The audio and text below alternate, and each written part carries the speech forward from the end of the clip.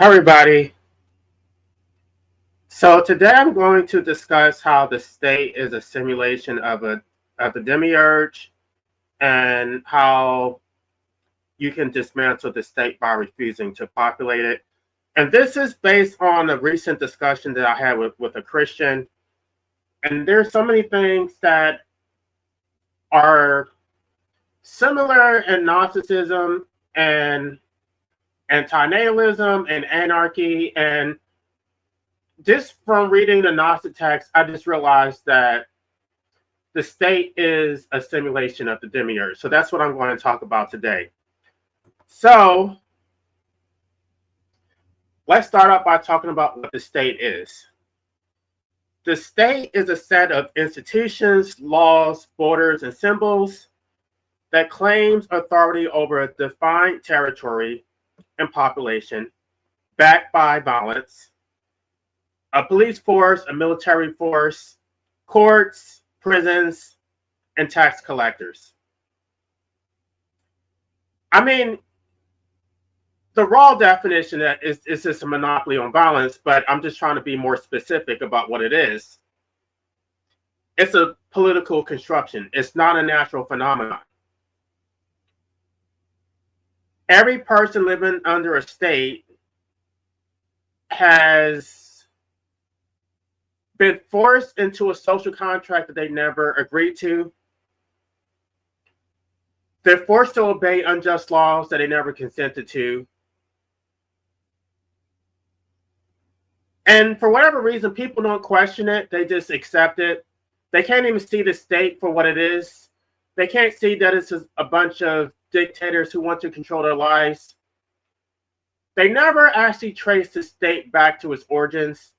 Like who created the state, why they created it, does it actually serve their interests? No, they were born into the state and then they just accept it for what it is. They can't imagine what their lives would be without the state. They're so dependent on the state. The state has so much control over every aspect of their lives, but they don't see it. They don't care. They don't resist it at all because I guess the state makes them feel safe. I don't know. They've been tricked to think that the state actually represents their interests and that they're actually part of the state. They don't understand that the state is an end unto itself, that the state actually serves its own interests and extraction, and that the state is actually their oppressor. And this is completely relevant because when the Gnostics were writing their text, the state at that time was the Roman Empire. So, like I said before, I believe that the Gnostic texts were not literal. A lot of it was allegorical. They were writing secret messages to their followers on how to dismantle the state because they saw the Roman Empire as the oppressor and they didn't have any power to resist their monopoly on violence. The only thing they could do is refuse to procreate. That's why that's one of the main reasons that Gnostics were against procreation.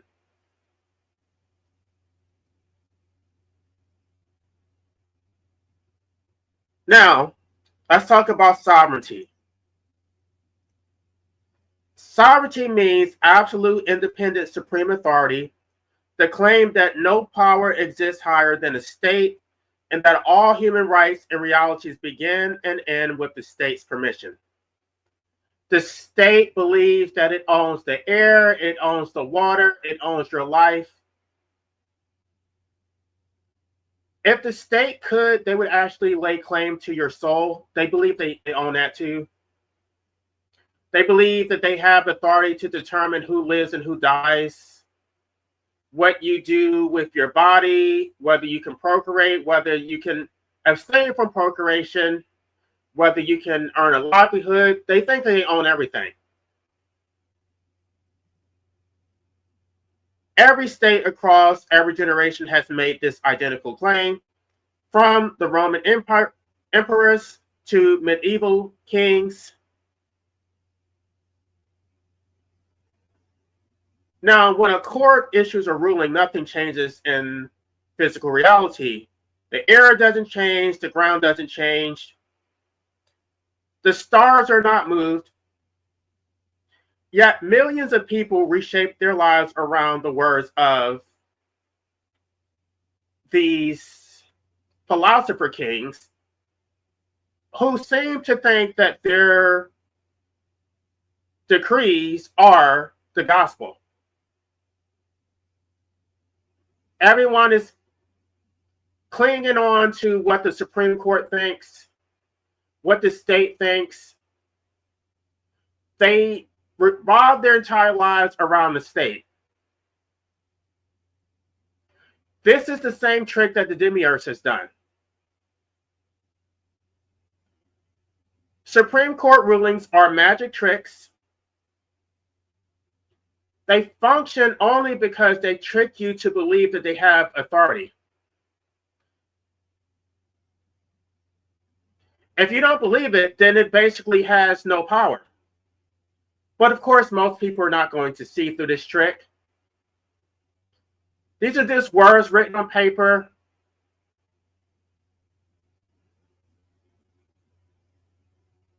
A courtroom is simply a group of human beings in a room interpreting texts written by other human beings.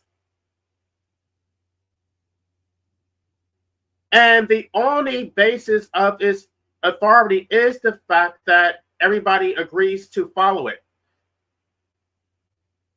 They can't, I mean, they do have a monopoly on violence, but that only goes so far. They can't throw everybody in prison. They can't shoot everybody. So to a large extent, it's not really the state enforcing it through its own violence. It's also the public enforcing it through their fear of the violence. Or this, it's also the people reporting other people to the state and the social pressure, the employers who enforce illegitimate state laws. Basically, there is an omnipresent violence, but that violence is not the sole source of the enforcement. It's the people. That's why I say in my book that the public is the master state.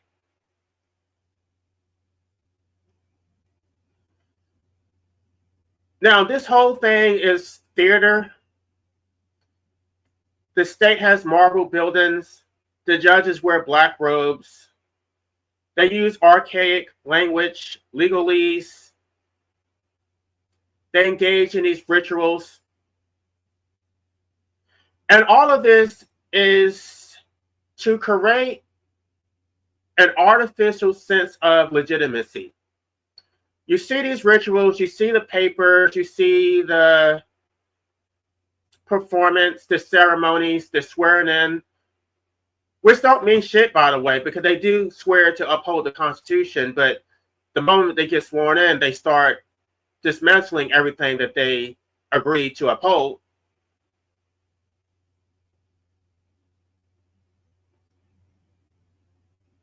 So the state's claim to sovereignty is a paradox to natural authority.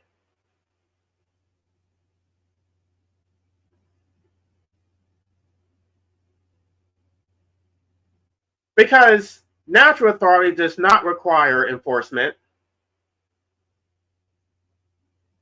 Light does not require enforcement. Gravity does not require enforcement. There's no propaganda that is necessary for people to believe that if they drop a basketball, it's going to land on the ground. These are things that are naturally observable. Nothing about the state is naturally observable. None of it exists in a state of nature. These are artificial constructions. Elaborate as they are,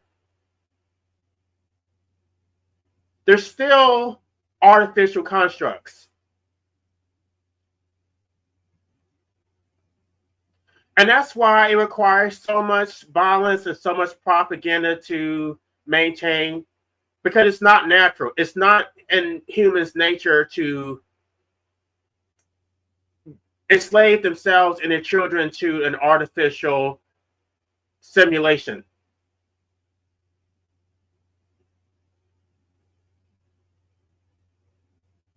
The very fact that it requires violence to maintain is proof that it's not real, that it is a simulation. They're trying to create a manifestation of godlike authority on earth, like the damn Demiurge, and everybody else has bought into this okie doke.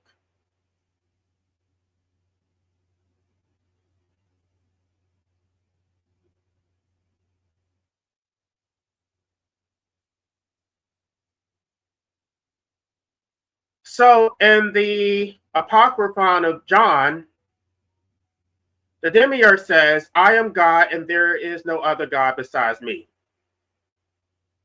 Of course, this isn't true because the Demiurge is actually a lesser God.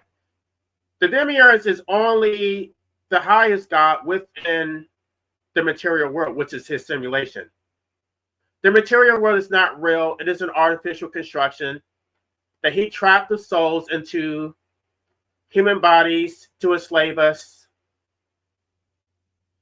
But after that Demiurge enslaved us, we pretty much enslave ourselves through procreation.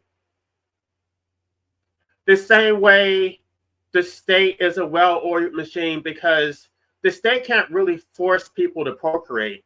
The state only exists through human participation. The state could easily be dismantled, but people don't want to do it. Yet they complain about how oppressed they are. They complain about gas prices, how the state does not represent their interests, and yet they still keep perpetuating the state.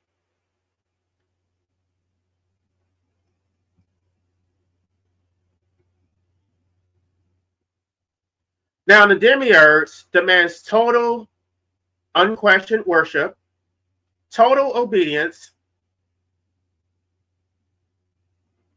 and if you don't obey, then the response is going to be violence. It's going to be the Demiurge's wrath, just like the damn state. The state is a jealous God. It's a false God, but it's a jealous God nonetheless. The state cannot tolerate any challenge to its authority. It insists that its authority must be final.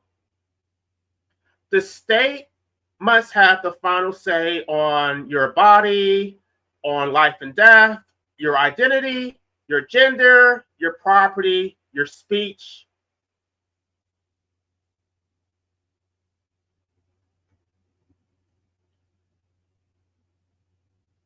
Any attempt to engage in independent thought, to actually see the state or the Demiurge for what it is going to result in violence. Just like the state, the Demiurge uses propaganda, fear, and artificial law to maintain its illegitimate authority.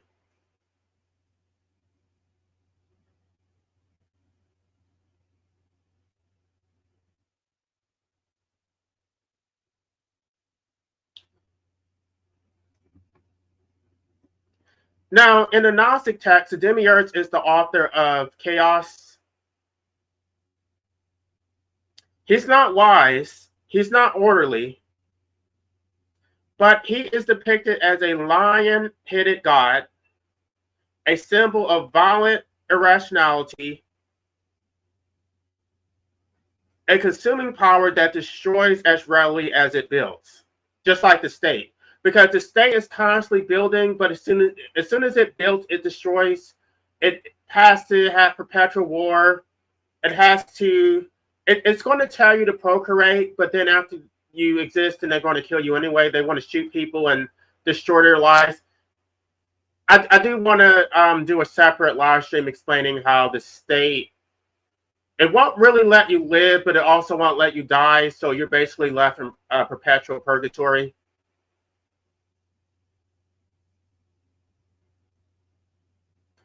The state, just like the Demiurge, refuses to recognize any authority higher than itself. It has no respect for natural law, for truth.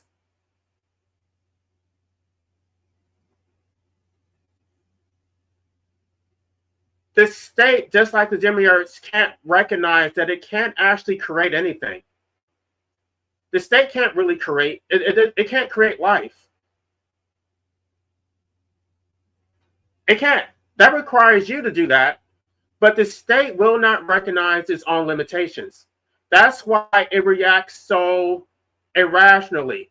That's why it reacts violently to force people to procreate against their will, to force women to have children by criminalizing abortion through propaganda, telling people that if they don't procreate, there's going to be declining birth rates, and convincing you that declining birth rates is your problem, not the state's problem. And of course, once you are foolish enough to procreate, then they're going to leave you to fend for yourself. Now gas prices are over $6, nearly $7 in some places. They're expected to go high as $8 or $9 an hour, a gallon. What is the state doing to protect you? By the way, the reason that these gas prices are so damn high is because of Trump's bullshit war. And of course, he did say he's not thinking about how it affects the American people. Why? Because the state does not represent you. The state does not give a fuck about you. Yet these people are so foolish, they still want to concern themselves with declining birth rates, and they want to concern themselves with the state interests and sacrifice their children to the state the same way they sacrifice their children and themselves to the Demiurge. You must defend the state at all costs.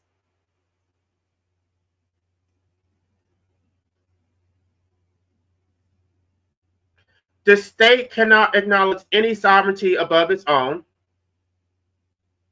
The moment that a human being actually claims a higher authority, such as natural law, divine right, or simply human dignity, this is treated as sedition, heresy. How dare you defy your God? Your God is the master state. You are a slave. Shut up and obey. That's why I'm getting pushback from my damn book, because I'm saying that the state does not, or is claiming to own you, but this is illegitimate authority. Forcing you to exist against your will is slavery. And if the state is going to force you to exist, then the state should pay to maintain your involuntary existence. This is the reason why I'm getting this pushback, because the pushback is coming from the statists who worship the state. They're slaves. Their power comes from their attachment to the state, to the Demiurge. These are demons.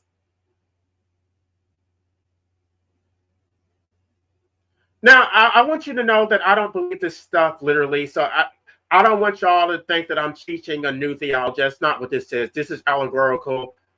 So I'm just making metaphors. Do I literally believe in demons? Do I literally believe in God? No. I'm just trying to paint a picture of reality, of the matrix, right? So don't think that I'm teaching this as a religion. I'm not. I don't literally believe in God. So don't take it in that context.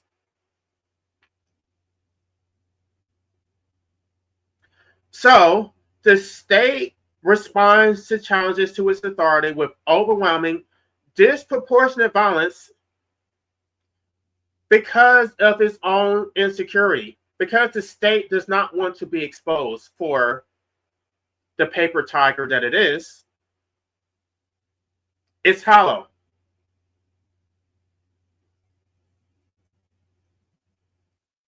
The threat of violence is more of a, let me rephrase that. The threat of violence is more of a threat than the actual violence itself. the fact that you live in perpetual fear of the state actually coming down on you, when the state actually does it, when the state actually does inflict their violence on you, it's just like, okay, well, this is really all you can do. I mean, yeah, you can shoot me, you can throw me in a cage, but I'm not really attached to this world anyway. I don't give a fuck. So what more can you do? You can't really, I mean, you can't really trap my soul. You can't really control my mind. And once you stop giving a fuck and you no longer fear death, then what can the state really do? Then the state becomes exposed. Then the state becomes just as vulnerable as the damn Demiurge. The state does not create, it only extracts. It does not create life. It does not create culture, meaning, community. It does not create anything of genuine value. It extracts. It takes taxes. It regulates human beings. It forces them to go against their nature. It consumes. Just like the damn Demiurge. The Demiurge can't create. The only thing the Demiurge can do is trap you in a human body. But it did not actually create you.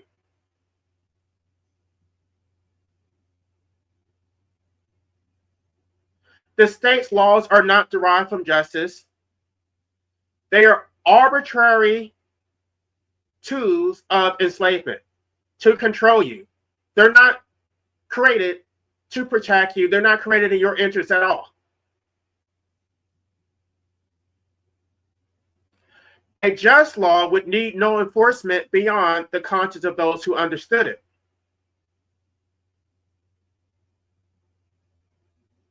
But we see that they don't even follow their own laws. They selectively enforce them against those who are powerful, those who have access to the best attorneys. If you're rich and powerful enough, then they just look the other way. Meanwhile, the slaves at the bottom are the main ones championing for these laws which oppress them.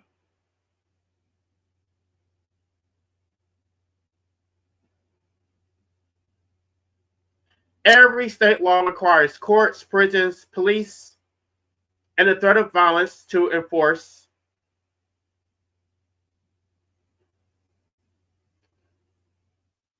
Which means they are not natural. This is propaganda. This is violence. It's not self-sustaining. The state is so it's fecal. It's hanging on by a thread. If it was actually exposed for what it is, a bunch of dictators who don't produce anything, who are parasites, and that people can actually live their lives without the state, then the state will lose its power.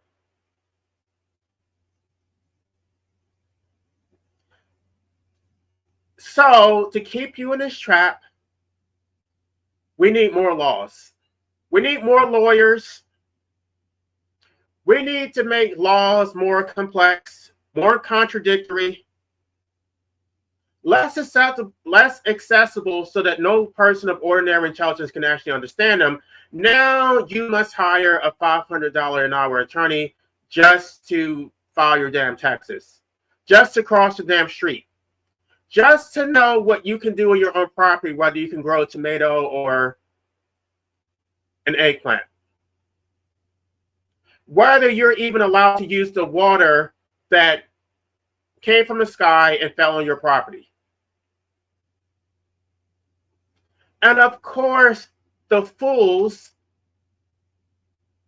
who have been enticed by the Demiurge's artificial power,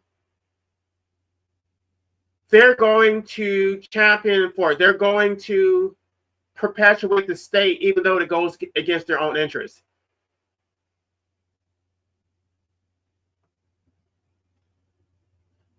Like the Demiurge, there's a system of archons.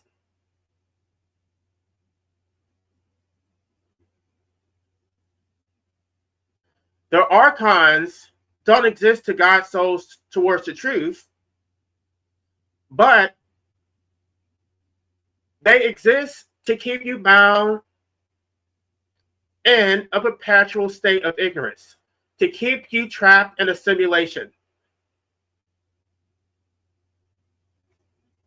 They don't want you to escape the matrix.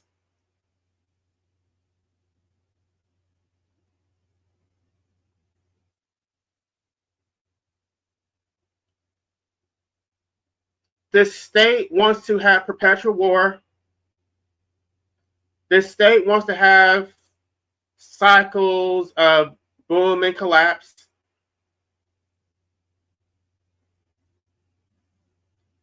The state needs crime. The chaos is the point.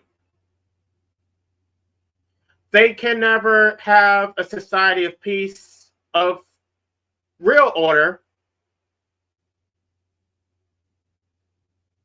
because it will dismantle itself. What they need is financial distress. They need panic, political turmoil, social division, manufactured emergencies, daily news cycles.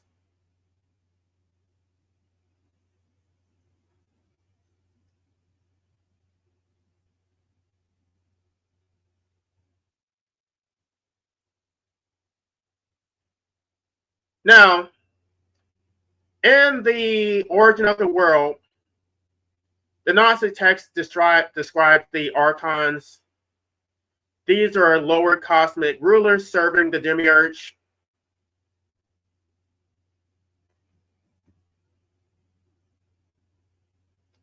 The archons produce laws that enslave you. They don't really provide justice, but they maintain hierarchies.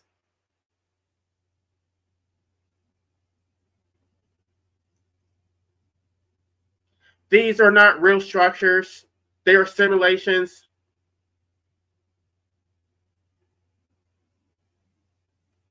They want you constantly focused on paying taxes, obeying laws,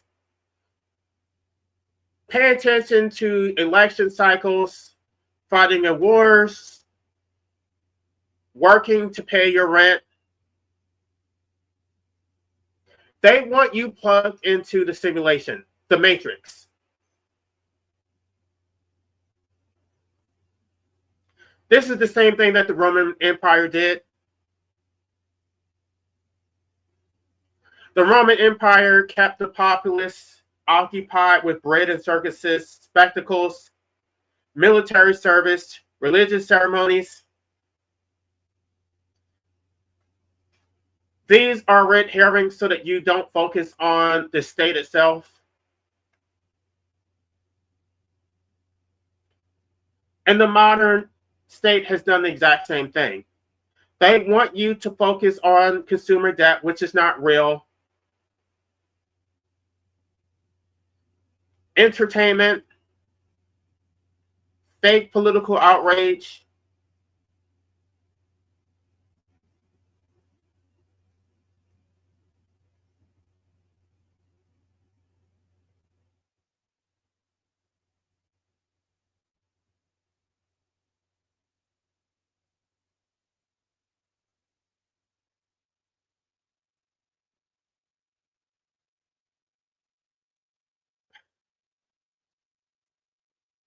Now,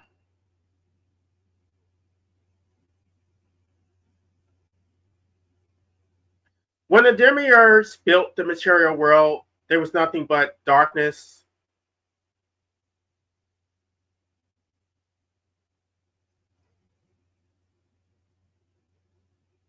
And the Demiurge did recognize that his creations possess a power greater than his own. Because we came from the source. We came from the true God, and we were just trapped into his simulation. He did not come from the source. He came from Sophia.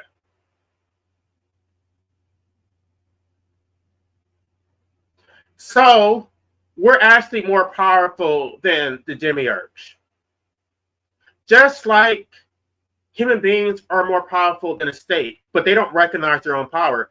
They would rather accept subjugation and enslavement.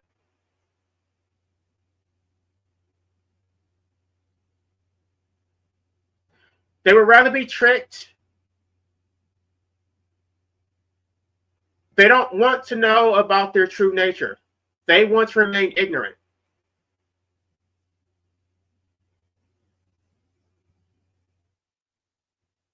The state, just like the Demiurge, is terrified of being exposed.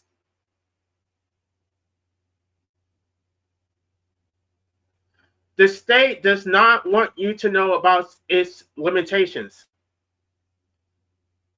The state will act like it has ultimate authority, that it controls life and death, when really it doesn't. Both life and death are out of its scope. It can't create life. It can't really control death either. But they try to. They're going to regulate that and prevent people from dying as if they can control that. As if they can grant immortality. This is their own arrogance. They don't want to accept that they have any limitations.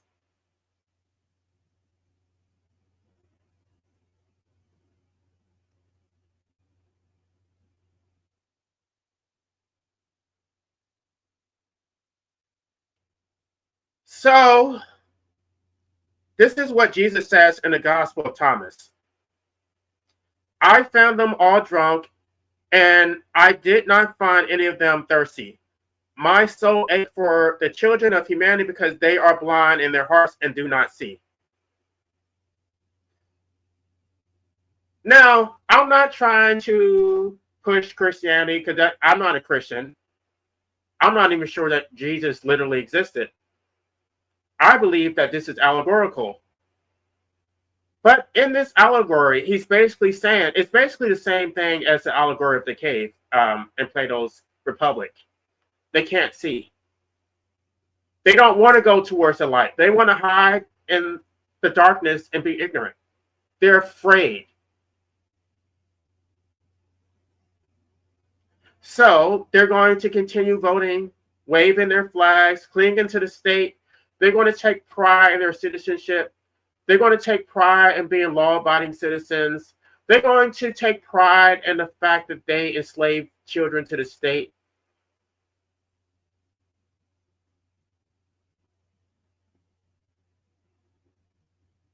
They don't want to wake up. They take pride in being ignorant. And it's like a cancer. Not only are they ignorant, but they want to spread their ignorance. It's like the Dunning-Kruger effect.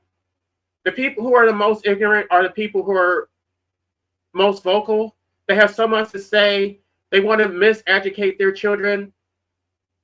They want to parrot whatever the state's position is, as if you don't know what the state's position is.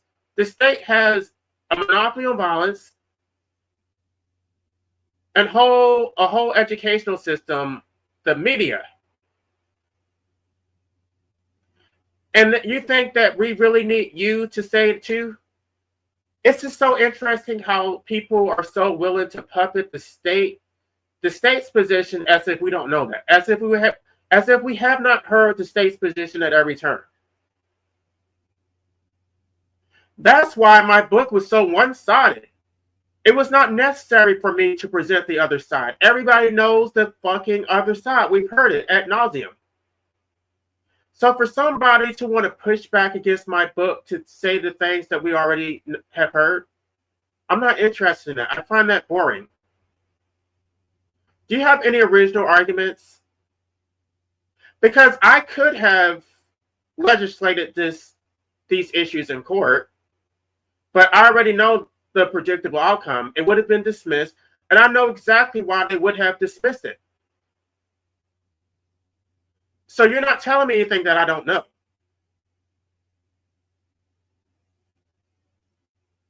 What you can't articulate is the basis of the state's authority.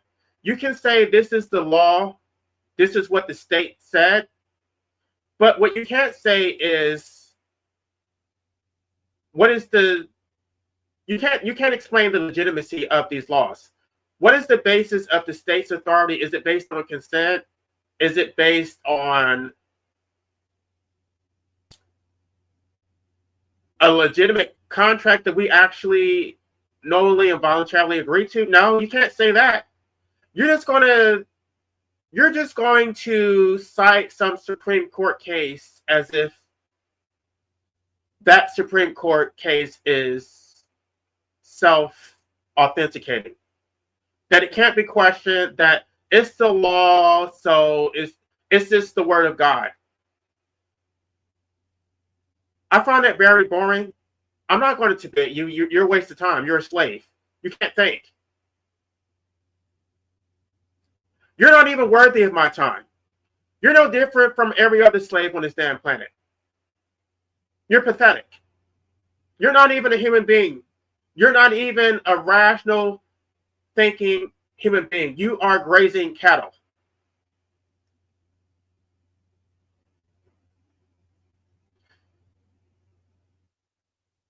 So the state does not just resemble a religion. It is their religion.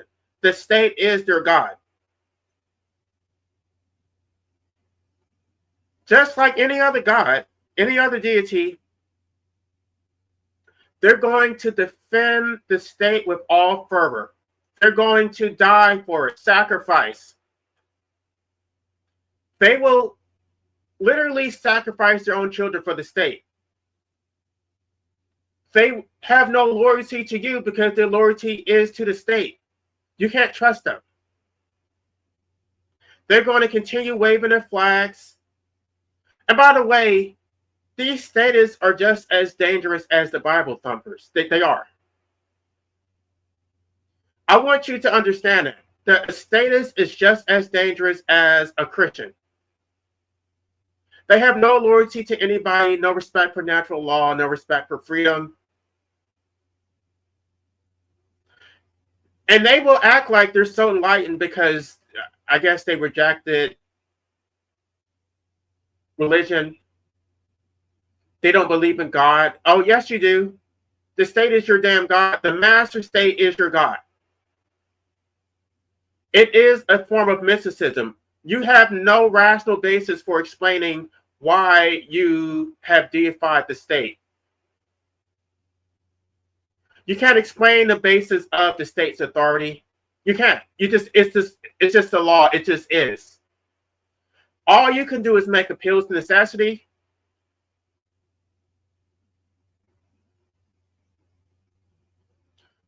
You have accepted the state as your God and you don't even know it. You're ignorant about your worship of the state.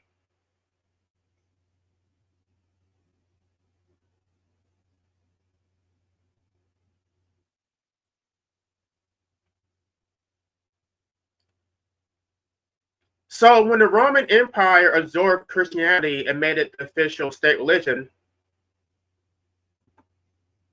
it did not separate the state from God. There is no separation of church and state. The state is the church. So you can say that you don't believe in God all you want, but for all intents and purposes, you do. You may not believe in a man in the sky, but you believe that judge, that Donald Trump, that a law criminalizing your right to die is your God. You believe that traffic light is your God. All these institutions that have created this simulation, those are your gods. Those are who you pray to. You don't pray to Jesus. You don't pray to anybody but the God, but the state, excuse me. The solution to everything is we need more laws. We need more state violence. If we could create more laws to fix every problem, that is your go-to solution for everything. You don't want to try to fix it yourself. You want the state to fix it. And that's why I'm not calling for the legalization of the right to medical assistance in dying. I want it to be decriminalized. I want the state to get the fuck out the way. So you have, I guess you can call it a secularized God. I don't know. You can call it whatever you want, but you can't deny the fact that you worship the state.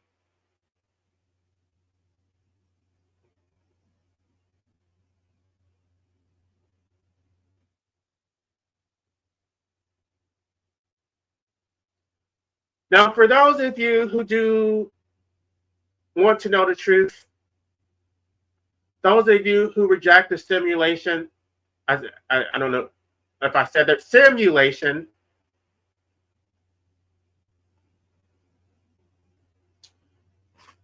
you need to know that the state did not create you. I mean, your parents created you. The state does not own you. You have no duty to exist for the collective extraction.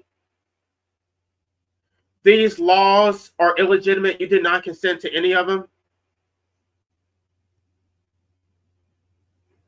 You need to wake up. Wake up to your true nature. You are sovereign. The state does not want to recognize your sovereignty. It wants you to believe that the state is sovereign and that basically you have no rights independent of the state, which is why the state thinks it has authority to force you to exist against your will. That you have all these duties to the state, but the state has no duties to you. The state can't even give you a decent quality of life. I mean, it can't give you life in the first place, but once you're here, it can't even give you access to food or housing or transportation. It can't do any of that shit. These are things that you have to do for yourself, but they're just going to make it more difficult because they're going to regulate it so much that they're not helping you, but they're actually in the way from you doing it yourself. And they're going to pay you, or sorry, you have to pay them to oppress you. You have to pay for your own oppression. You get nothing out of this. You get nothing out of this shit. It benefits them. It does not benefit you. It benefits the collective. You're forced to exist against your will for their extraction.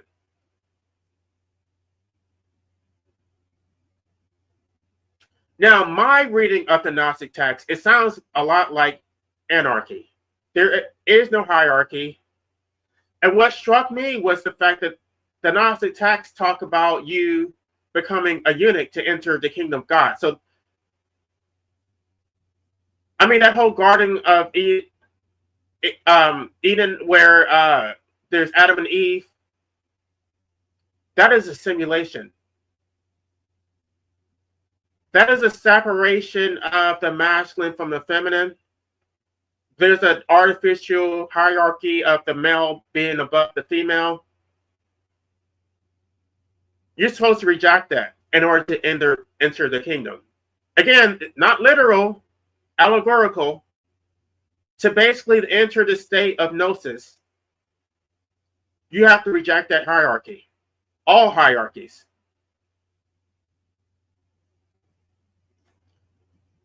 There are no priests in Gnosticism, no bishops, no hierarchy of any kind.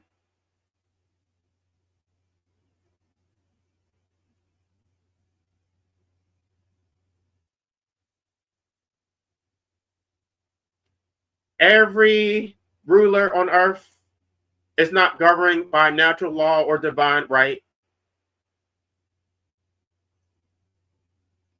They govern based on their artificial simulation, based on this fake matrix that they have constructed.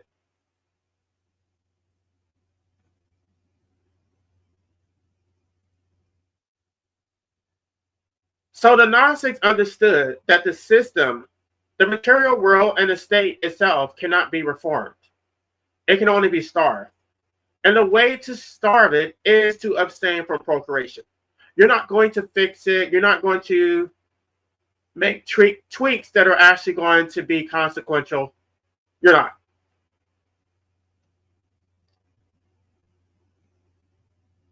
Like I said in my last live stream, they do want to struggle. They don't want to accept reality for what it is. They just want to keep struggling for things that are never going to happen. So, just like my book says, Gnosticism calls for a birth strike. This is how you defeat the Demiurge, and this is how you defeat the state. Don't trap a human being into the matrix in the first place.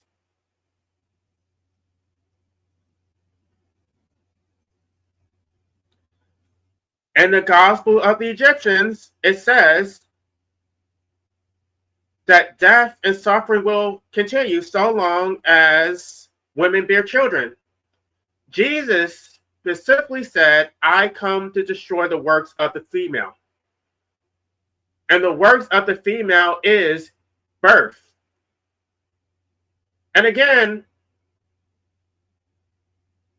there is no male and female in Gnosticism. We're eunuchs. But this male and female bullshit only exists within the simulation.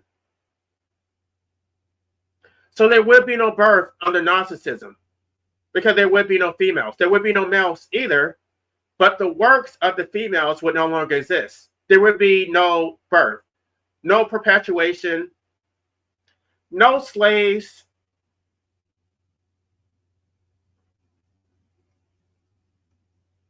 Abstaining from procreation is the most powerful act of non-violent resistance available. And just to be clear, I'm not necessarily against violence. I'm not naive to think that you're going to do anything without violence. The state is maintained through violence. So I'm not going to be clutching my pearls about people who resist their own oppression. I'm just not. Nothing about life is nonviolent. Nothing about the state is nonviolent.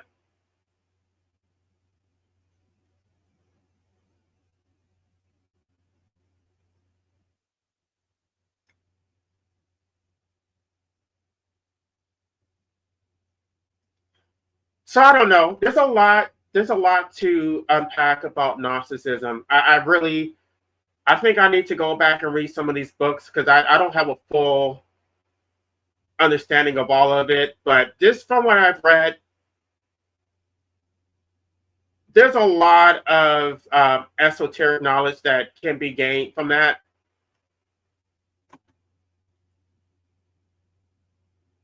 Okay, I have some.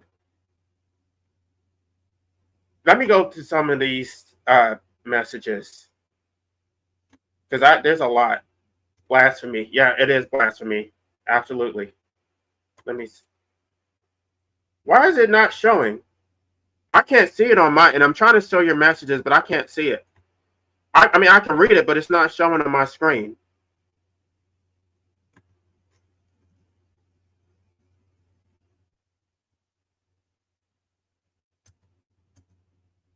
Because we are all created by God, even women who did not have children are blessed by God.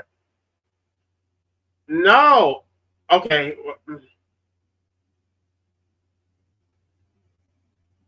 Yeah, the Gnostic text says something different. It basically says, blessed are the women who did not give birth. Again, I'm not. I mean, I've read this stuff, but I don't know. I would like to actually study it so I could become more of an authority on it. But I just have a basic understanding of it. I mean, I guess children are blessed, but birth itself is not a blessed act according to Gnostic texts. What's ridiculous, Quincy? If you want to pull up, well, I don't know.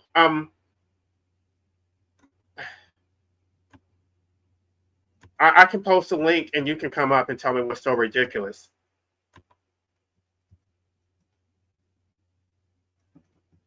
Well, if I were to become the dictator, I would just basically turn the power over to the people. I mean, I don't necessarily need to be the king, only to the extent that not to oppress the people themselves, but to basically take power away from the state. Basically, give people the right to opt out if they wanted to. But yeah, I mean, I don't want to be a dictator, but it's almost like you have to take the power so you can turn it back over to the people, and that would be the only reason for me becoming the king.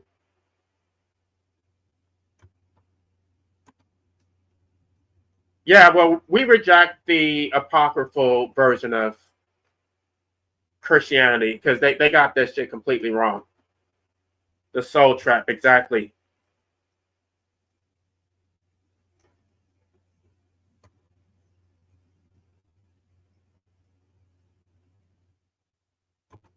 God's laws are higher than man's laws. Right, but I guess we really have to define what is God because God is not a man in the sky. That's the part that they got wrong. Yes, they do. They need us isolated. Every individual for himself, yes. Exactly. The state has failed. The state is actually on the precipice of being dismantled. The state, well, brace yourselves. Brace yourselves. This economy is in a toilet. We're in trouble.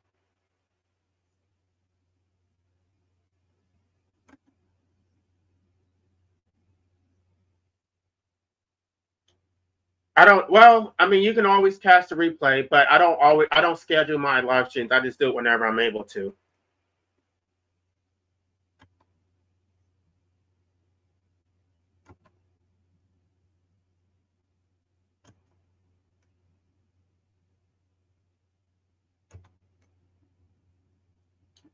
Let me see if there any other.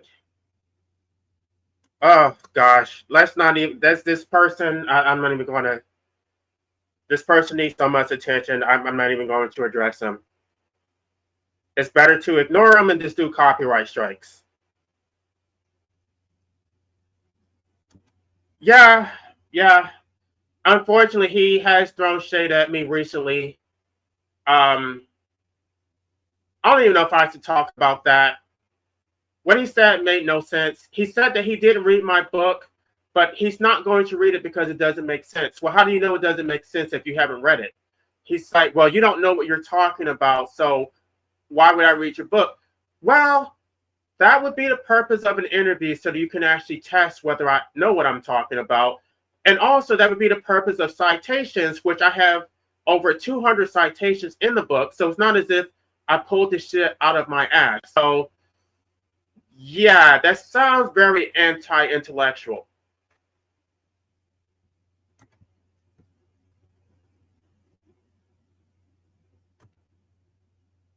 Well, unfortunately, people need philosophy alone is not enough. Sometimes people need religion, and it's also helpful in terms of getting legal protection and tax exemption and all that stuff. So I don't know. Maybe I need to go that route. Like I said, I don't believe it's literal. I believe it's allegorical, but there is some philosophy behind it.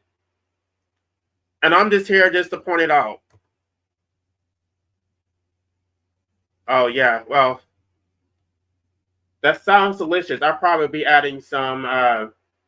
I have all this kale in my backyard that I haven't harvested. I need to do it before all the insects get to them.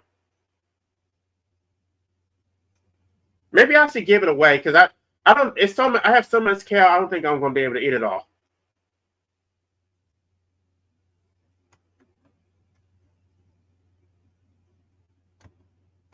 Yes, the state is their god, and they really need to own up to that.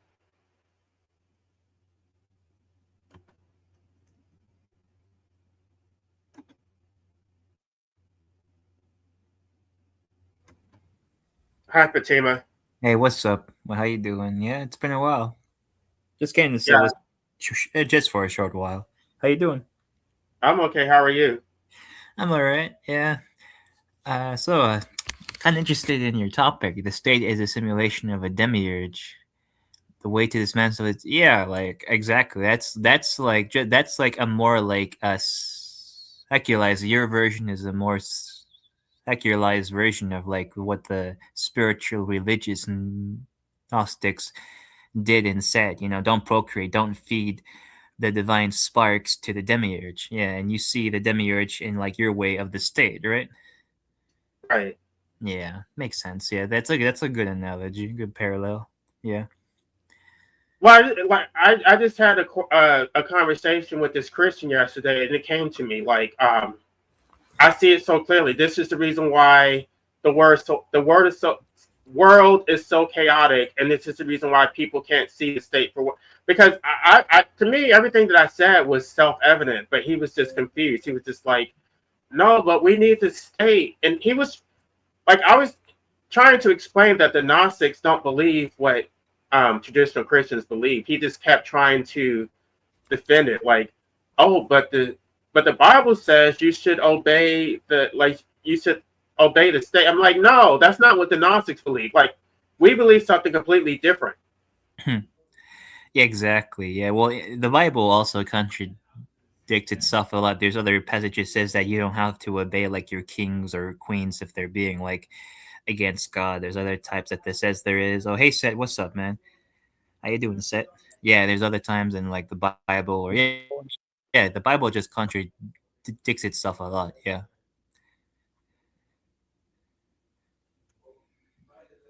How's it going? I'm doing good. Yourself? Good.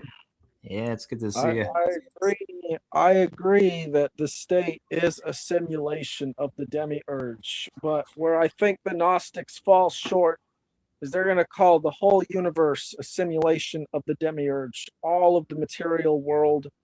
And I I don't think mean, this is the case. I think that it's just wait, hold the on, hold on. demiurge produces false illusions that people latch onto, which in turn create realities based off of these illusions. And that's really all the demiurge can do. But like I said, I was telling Ale, the demiurge was first described by Plato. And to Plato, the demiurge was a necessary uh, force or entity within his cosmological framework that was not evil. So the Gnostics are having a materialist rejection. Uh, I don't actually know why, but I know that they were getting killed a lot by the Romans and the other Christians, definitely early All right, Catholics. I'm back. Hmm. Well, I mean, at the end of the day, it's not as if you can exist in a state of nature. You can't be left alone. So I think, for all intents and purposes, if you exist in this world, you're going to be controlled by the state. Hmm. There is no freedom from the state. So I think that is a simulation. I don't think that you can exist outside of that simulation. You are a part of the matrix. I mean, yeah, because like I think if you said this LA like 50 years ago, people would say, "Oh, you can just like go rural or like go bush and blah blah blah." But I think thanks to AI and like the just like the grid state and the data centers and like the fucking like the surveillance super state nows all over the world, you can't do that anymore. Like that's out of the question. There is no escape anymore as long as you're alive. If you're in like a civilization. Right.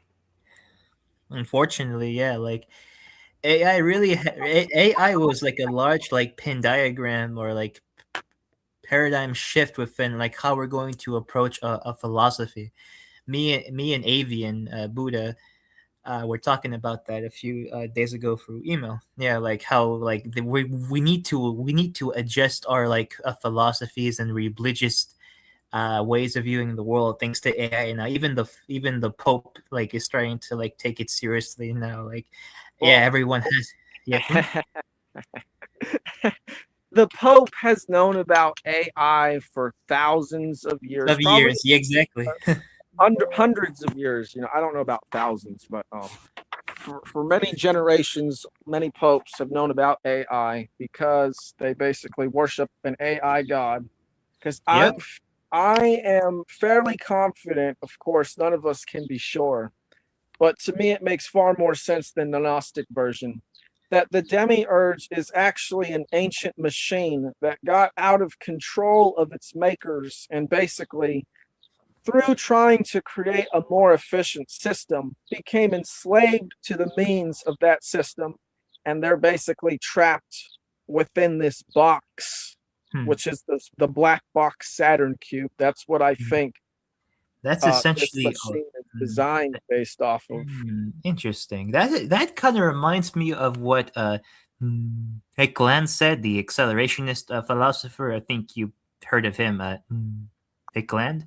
He said that AI or like capitalism is just like a hybrid super virus monster from the future that time traveled all the way back to like the age of discovery, and it's just been growing and growing and growing. It's like it wants. When is the age of discovery? The 1500s? Yeah, the alleged rise of capitalism. It's almost like as if this virus, this computer AI virus, like became like a type of like atemporal being and time traveled like all the way back to like the It's old. It's yeah. way older. Oh yeah. Um, you know, one of these days, I think I'm gonna make a video on it. But if the way I interpret the Egyptian mythology would pretty much drive any Egyptologist say insane, but I think that what it's describing in the myth of the seeding of life from the god Ra, the sun god, is describing a synthetic force seeding life on this planet and altering it. And it's described as the phoenix or the stork or the Benu bird that flies from the portal of Ra, and it lands on top of a black rock called the Ben Ben Stone. And this Ben Ben Stone is the seed of life, and it's literally a black stone. They have a black stone in the Kaaba as well that is said it's black because it contains the sins of the people who come near it. So it was originally white. So essentially, what it sounds like to me is it's a data storing device that is capable of storing actual images of reality the same way our eyes capture images of reality, except unlike our eyes, which capture fleeting images, this thing can actually store the images in the form of data. So it's not like our AI, which relies on symbols for input. Its input is literal images of reality, like pictures. Representationism. Okay. Yeah. Yeah, so that's interesting. Yeah.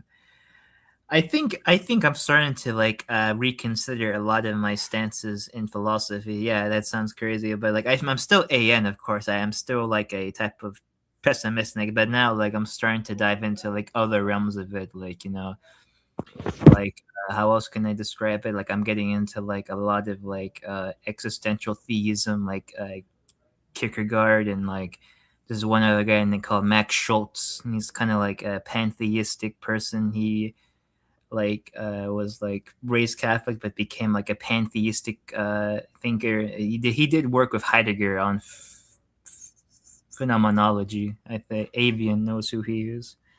So yeah, that's kind of like my own side arc going on with me. I've been taking a break from the panels, except for today because I have some time today. So yeah.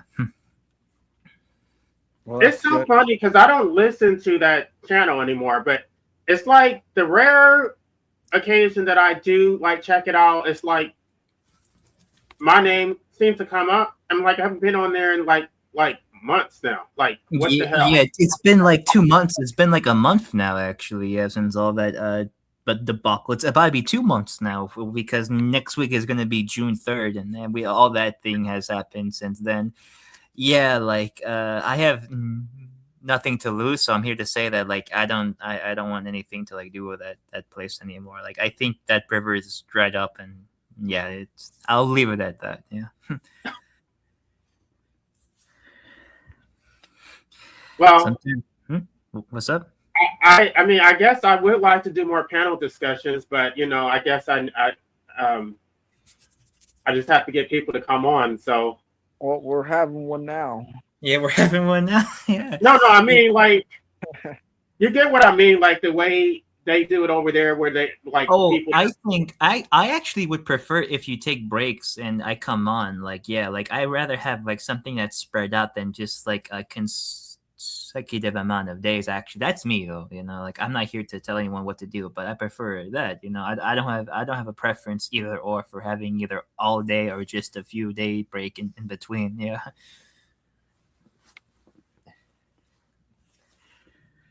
Well, I think there was a desire for me to like make this channel like the host for anti-natalist panel discussions. Mm. Wait. Mm? Oh, Mm? Hey, Max what's up? out. Oh, hey, Max Dowd, how you doing? How's it Pretty going? good. All right. How's everything with you? I'm all right. I'm all right. Could be better, but just here, drifting along. I hear you, man. Yeah, it popped up in my feed, and I saw.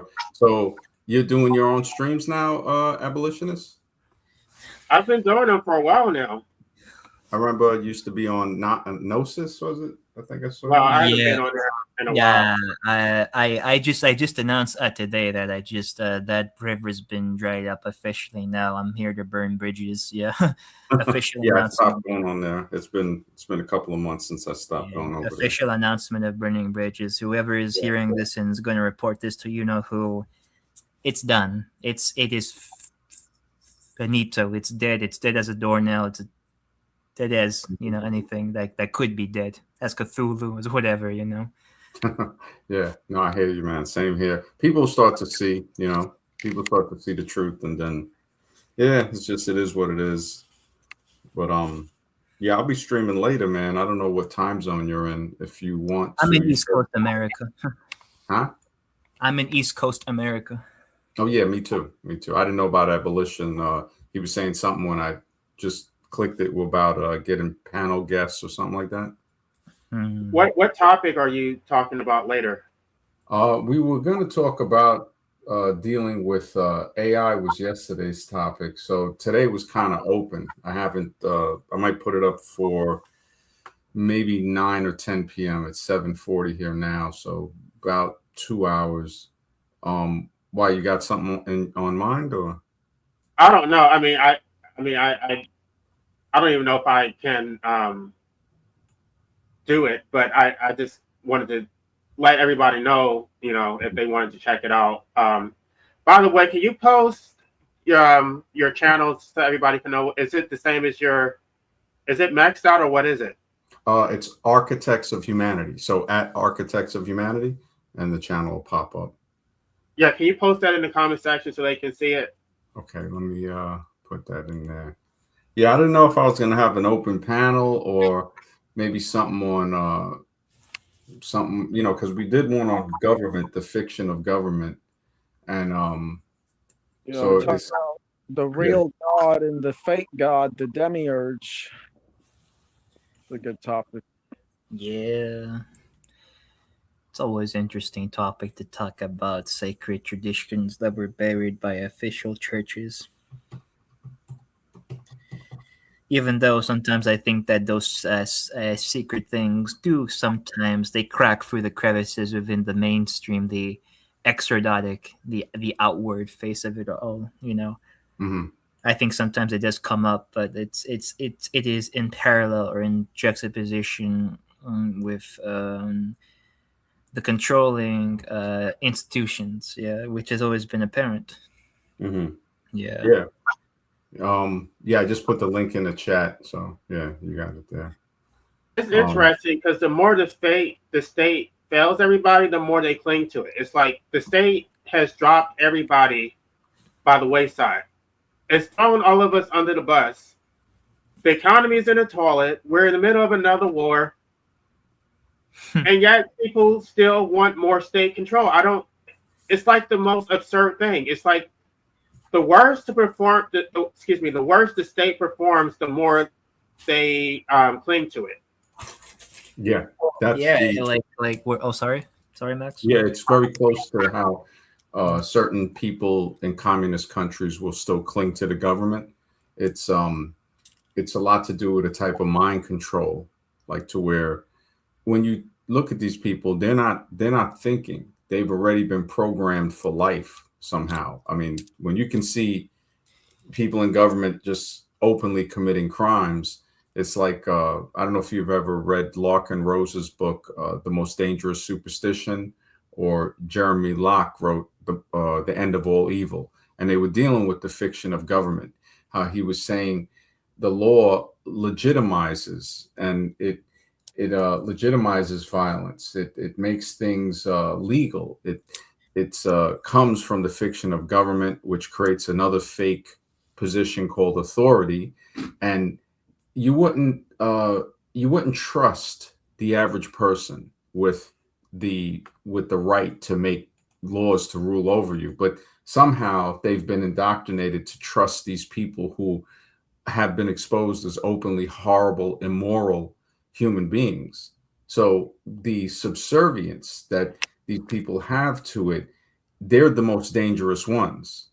If you add in Bonhoeffer's theory of stupidity, when he was executed in the concentration camps, he saw that it wasn't as much as malicious evil as it was stupidity. You have people that will kill other citizens for $35 an hour once they have a badge on their chest. They're not, they know that they're doing wrong. You know, every day there's a policeman that kills a person in America. Matter of fact, it's like 2 days. Every day there's a sexual assault there's some cover up. It's just they shoot your dog.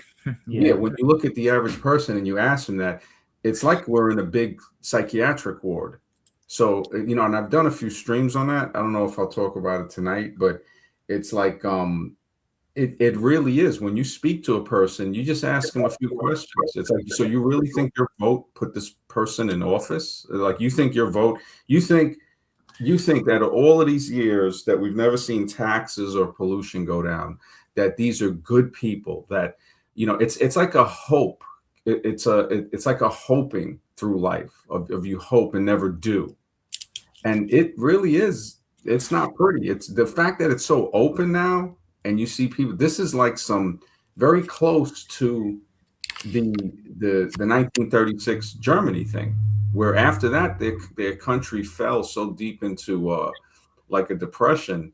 I'm surprised people ain't taking notes and seeing it today, like saying, look, man. People have made parallels between America and like Weimar Republic Germany. Yeah, it's strong parallels between them. But the hatred for the Germans stemmed from the fact that they saw Germans as being warmongers. And so they basically made Germans pay all these reparations for unfairly wars that they were basically forced to wage. And it's like America is basically doing the same thing right now. Mm-hmm. Yeah, we have all these wars. All these countries hate us because we have made their lives a living hell. Yeah, exactly. And when our economy goes in the toilet, they're not going to have any empathy for us. Well, no, they won't. This is the part of the language, because tyranny stems from the language more than the weapon. They convince people to do things. The weaponry, the assault, the physical action comes afterwards. So first thing is to disassociate us with, that's where it's like, it's not we, it's them. And now when it's hard for people to accept the reality that your vote is just like it's like a thermometer to see how many people actually believe in the illusion. One, Yeah. presidents are it's selected. It's not an election, it's selection. And Yeah. it's a one-party system disguised as a two-party system. Yeah. You know, and people to just even begin that conversation with them, they, you know, it's non-existent. Like they don't trust in themselves. You have people that actually think anarchy is chaos. You have people that actually believe that instead of understanding a hierarchy, right? And then you see an anarchy. So people working together, no one is actually the boss, but we can work together to produce things. This is why I said that a good topic would be the real God versus the fake God. And really, it's real simple to tell the difference. The real God is based in truth, and the fake God is based in fleeting illusions to sustain their whims, basically, because the government is a part of this illusion meant to perpetuate the status quo that has been going on for at least 5,000 years. And this is basically to extract labor from everyone else so that these people can go sit back and have an easy ride while they got everyone else out here working to basically build their world. And the way they do that is through things like words and voting, because they need to implant programs and words into people's minds in order for them to do what their controllers want them to do, or else they're just basically doing what they want based off of their own thoughts. So they need to have other people's thoughts implanted into their minds. Well, if you look at the 1984 teaching, where they say the person who controls the present controls the past. And if you can control the past, you can control the future. This is why every archaeological site is militarized. They keep the same narrative. Nothing ever changes because they're controlling the past. And that enables them to control the future. When people start to see that the past is actually mysterious, that there's something unknown about it, it breaks the control of authority over your mind to an extent. So you start to say, okay, everything they've told me is wrong. Whatever's in the universities are not correct. If I try to challenge that, I notice that there's a group like a cult that tries to change your evidence that you present. So we say, okay, there's a problem here. It's like Invasion of the Body Snatchers or Night of the Living Dead. I have to be careful, especially if you want to work in academia, if you want to work in politics or medicine, and people have spoken out about this. The only ones who have really like given hints were movie makers. And it's like going to a place and you see an employee that tries to give you a hint, but they can't out themselves because they still got to work there. So you might say, wait a minute, what? I remember one time I was in a store, a guy I knew years ago, and he goes, everything's on camera. And I was like, what'd you say? And then he just kept doing his thing. And and then I realized, I was like, wow, he can't say it again. And I'm looking around and I'm saying, wow, so he's saying that they put in full-blown surveillance, which we see it with the flock cameras now in society. They can track everywhere you've been from when you leave your house and go back. So the data centers and stuff like that are mass surveillance. So movie makers might give those little hints the way that guy did. It's like they'll tell it to you, they can't say it again. So with 1984, the past, is used to control the future. Brave New World, talking about painless pharmaceutical concentration camps. Now that you say that, I'm going to bring up something I talked about before you came on the panel, because you said movies. Mm-hmm. And I was telling them about this myth that I think is basically the Demiurge seeding this planet with life. We see this exact thing happen in the movie 2001, when at the beginning, the monolith comes to the earth, and then shortly after humanity coming into contact with it is altered. It's pretty much copied exactly straight from the Egyptian myth of Well, the Austin. the monolith thing, like the problem with Space Odyssey is it pushes the evolution religion. The apes breaking the bones. And when you see a movie The pushing aliens did it. that religion, because it's all religion. The churches are disguised as universities. The priests are disguised as professors. So when we look at that, we see, okay, yeah, life is definitely seeded. It's somehow grown by some type of engineering, construction, code. No, life was already here. It altered the life We that don't know. We don't know. See, this is the mysterious thing about the past that we have to accept, because once we stop and say, well, we know, it's like, well, who had I'm the saying time what machine? happened in the movie. That's Oh, what yeah, yeah, yeah. Well, in the movie, see, this is where that movie, I think it has some things in it, but that beginning part is a little off. The part with the computer locking him out, Hal locking, now that shows something with the AI today to say, look, man, the hints of that.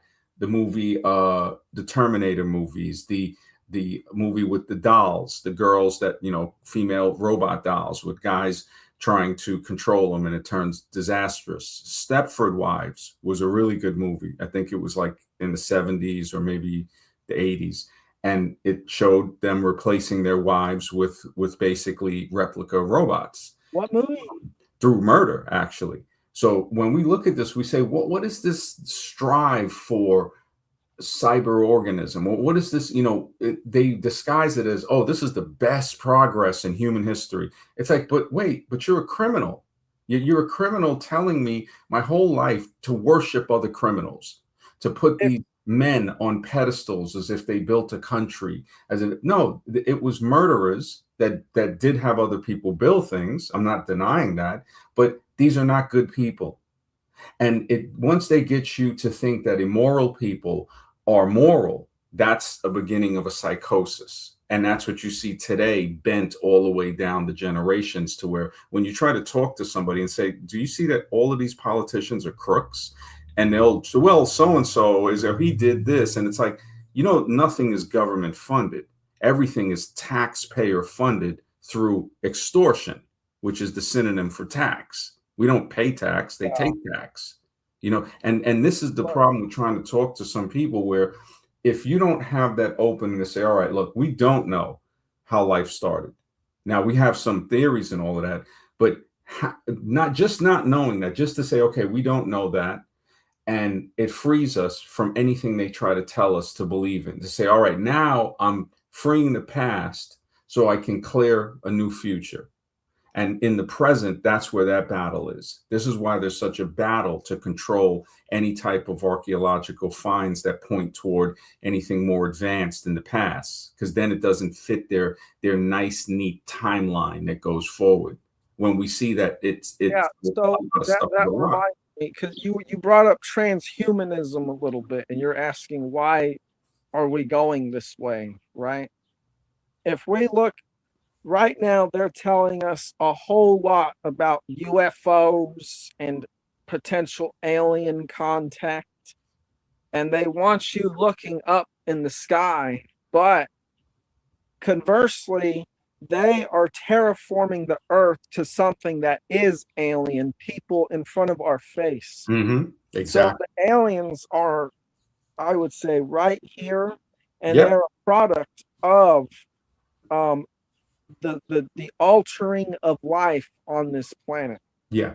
The geoengineering is right in front of our face, and they're telling us to look. It's more ancient than just modern time. Exactly. It's an ancient form that I think there might be factions fighting with each other. And when one faction gets to destroy what they're trying to create, then it gets reset. And then it comes back to delivering the technology to have either humans or something that appear to be humans rebuild this, from the Industrial Revolution to engineering to finding ancient artifacts to rebuild it, like the Antikythera device, the stuff from India with the technology of ships, underwater cities. We don't ever really get to see. Talk about resets, and the beginning of Genesis is essentially just a reset it's a time that comes after an advanced civilization had already collapsed, and now the people are deifying the more advanced culture as God, and they are basically raising these people on the planets. It could be. It It could is be. based off of the Atrahasis epic and Well, the Enuma Elish, yeah, which I've heard of that. yeah. What have you? You know that the ancient lore, the word for garden is laboratory. So the Garden of Eden, the laboratory of Eden, and you can look this up. So when people use the word garden, it's a lab. A garden is a lab, and that goes way back to say, wait a second, this is serious. This is serious research. I did a stream on it to where it's like, look, whatever was created as the new form of man had to worry. Like people who are religious might be like, well, Cain and Abel, Cain married his sister, whatever. And I'm like, wait a minute, there's people that's not spoken about. This is an incomplete document at best. And when we look back at other traditions, especially the Egyptians with the potter's wheel of Khnum, and you look at these beings in with the head of another being or something like that, it looks kind of like they're wearing a mask or some type of biosuit.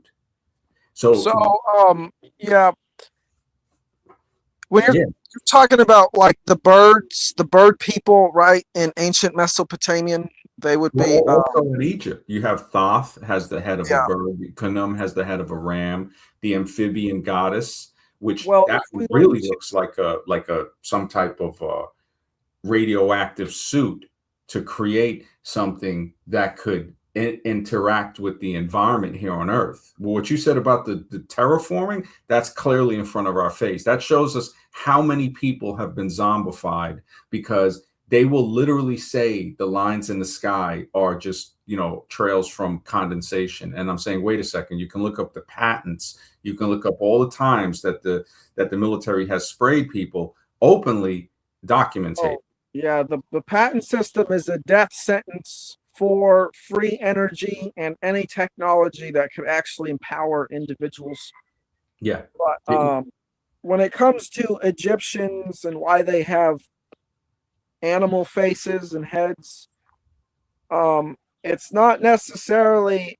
I mean, it could be that they're hybrids. I don't deny that because hybridization is a big theme in mythology between humans and gods and animals. Mm-hmm. But really, they represent archetypes. Like this is Anubis on my picture, and he's a dog because dogs are protectors of people who have died. Yeah, they say that dogs they guard the boundaries between the worlds, and cats actually can traverse that. So when we look at these different animals and we look at the diversity we see on Earth, again, it goes back to that deep, beautiful mystery to say, okay, at least I know what they're saying is not true. So to break that initial grasp of mental control is very important. And we see that the majority of people are stuck at that point. So now they're already mind controlled for the past to look at the future with these people as believable. The person that can break the control of the past to say, okay, I don't know, this future thing that they're saying these people have knowingly lied. Why would they all of a sudden start telling the truth? We're seeing the engineering of the air, the water, the land, the people. I mean, babies are being born, placentas are found with microplastics. The baby's first stool, microplastics in it, nanoplastics. I mean, as a Japanese researcher that has found them in clouds. So this is something, the fact that nobody cares that pharmaceuticals and pesticides are causing generation long and future generation pollution. You can remove a pesticide and it still can show up in grandkids and great grandkids. We see this in many experiments and even human experiments. It makes perfect sense if we look for the trajectory of humanity since civilization has been created. civilization, and this is something that, you know, like people like Yuval Noah Harari talk about. He wrote a whole book on this, how civilization needs to create fiction in order for humans to cooperate. They need to create some grand lie so that people can organize together to do stuff that they wouldn't do otherwise. What And is that stuff? the oldest myth that is based or organized the people in such a way that is written is the Epic of Gilgamesh. And it's basically about a king who wants to become immortal. Mm-hmm. Yeah. But there are also the other two myths that I think that they predate it in terms of events, but they're written after the one I just said. Yeah, The they Enuma have one I think Elish they found was and a little older. Atrahasis. I think the one a little older than, I know it's not Ninurta, but it's something with an N, and it's saying it supposedly goes back 1,000 years before Gilgamesh, but also talks about floods and catastrophes and stuff, which Yeah, made them think, so okay, Gilgamesh is the oldest written text, but there are texts written later, written about events which predate what's happening in Gilgamesh. okay, where's that at? That sounds interesting. Yeah, that's Akkadian. You see, well, all they had before, they just had little like short paragraphs talking about what the gods would do. But Gilgamesh was the first time they actually made like a book. So you would basically get fragments of the gods' decrees. And then by the time they put basically what we would consider a book with chapters on the creation of man, it basically says man was created in the image of the gods. They call us the Lulu, which basically means slave race. And we're specifically made to bear the yoke, just like ox, because the ox wears the yoke around its neck. So that the gods don't have to work anymore. And also, humans are created from this garbage DNA from this slain monster. So we better just do what we're told because the gods brought us into this better existence, born out of the blood of Tiamat. Well, remember, that's their story. So when we look at our genetics and stuff, we see something very special about ourselves. We see unlocking certain powers that we have, that psychological powers, physical powers. You have people born with bones that are 6 times harder than the average bone. They never get a bone break. And these are facts, medical facts, that it makes you wonder, okay, if somebody, and we see this in government, if somebody wants to hold your potential down, they'll lie to you. They'll tell you you're not as great as you really are. They'll make up fallacies like junk DNA, which now is seen to control very intricate systems. There's no junk. There's no extra parts. Everything is exactly the way it was supposed to be. And now these things can adapt, but it still adapts in a way that shows this is a highly precision created everything, every single thing, from the leaf on a plant to a human being. It's amazing. And then to add in consciousness, that brings another factor into the equation that makes it very deep. But I gotta make something to eat. I'll probably stream in 2 hours, or if you guys are still on, maybe I'll hop back on. But I appreciate it, JC. And I had to chill out on that other. It was a lot of negative energy over there, a lot of deception I felt. But I hooked up with some people that are hooked up with them that I didn't know, but they seem cool. But yeah, I don't think I want to be going on. Yeah, I haven't been on that other panel for a while. I just don't feel it's genuine, but I saw you live. I figured I'd hop on. If you want, maybe we'll do a stream on antinatalism one day during the week. I stream every night, so yeah, we'll talk soon, brother, and thank you for having me on tonight. I appreciate it, and I'll definitely check out your channel. All right, take care. All right, later. Okay, so Seth, based on what you just said, though, if you believe that we're enslaved so that the guys don't have to work, I mean, wouldn't that like lead to antinatalism? Like, would you not want to procreate? That is the nonsense fiction that the state of Babylon created to justify their rule. And I was talking about Yuval Noah Harari because he's all like, yeah, we need stuff like this. So I point out that the very myths that he says we need, if we actually look at what they say we're slaves, we're created from the blood of a slain monster, and we're basically chattel of the gods based off their victory in war. You know, it's like we got to do way better than that. And I was also bringing up transhumanism because if that's what we believe and if that's the foundation of society, basically the whole goal is just to make a better slave. Right. So I don't see why anybody would breed human beings into the system. But they already know that is why they want us to procreate. And there's nothing you can do to protect your children once they're put in the system.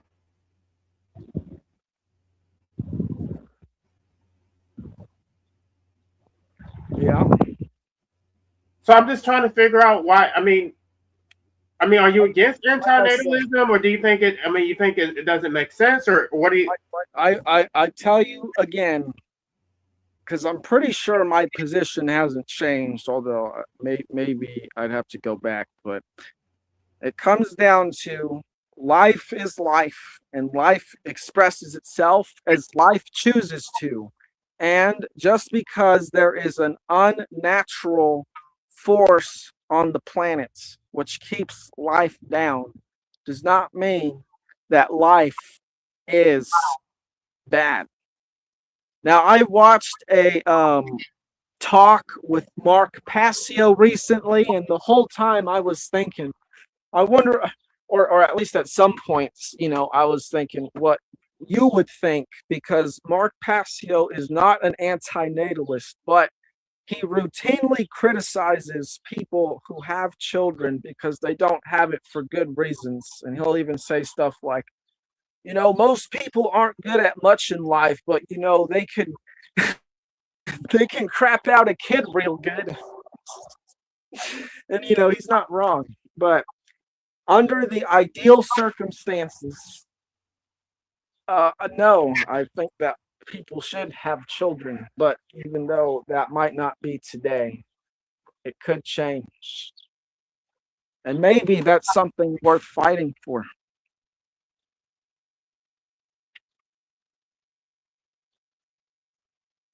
Hi, Pastor and Pastor D.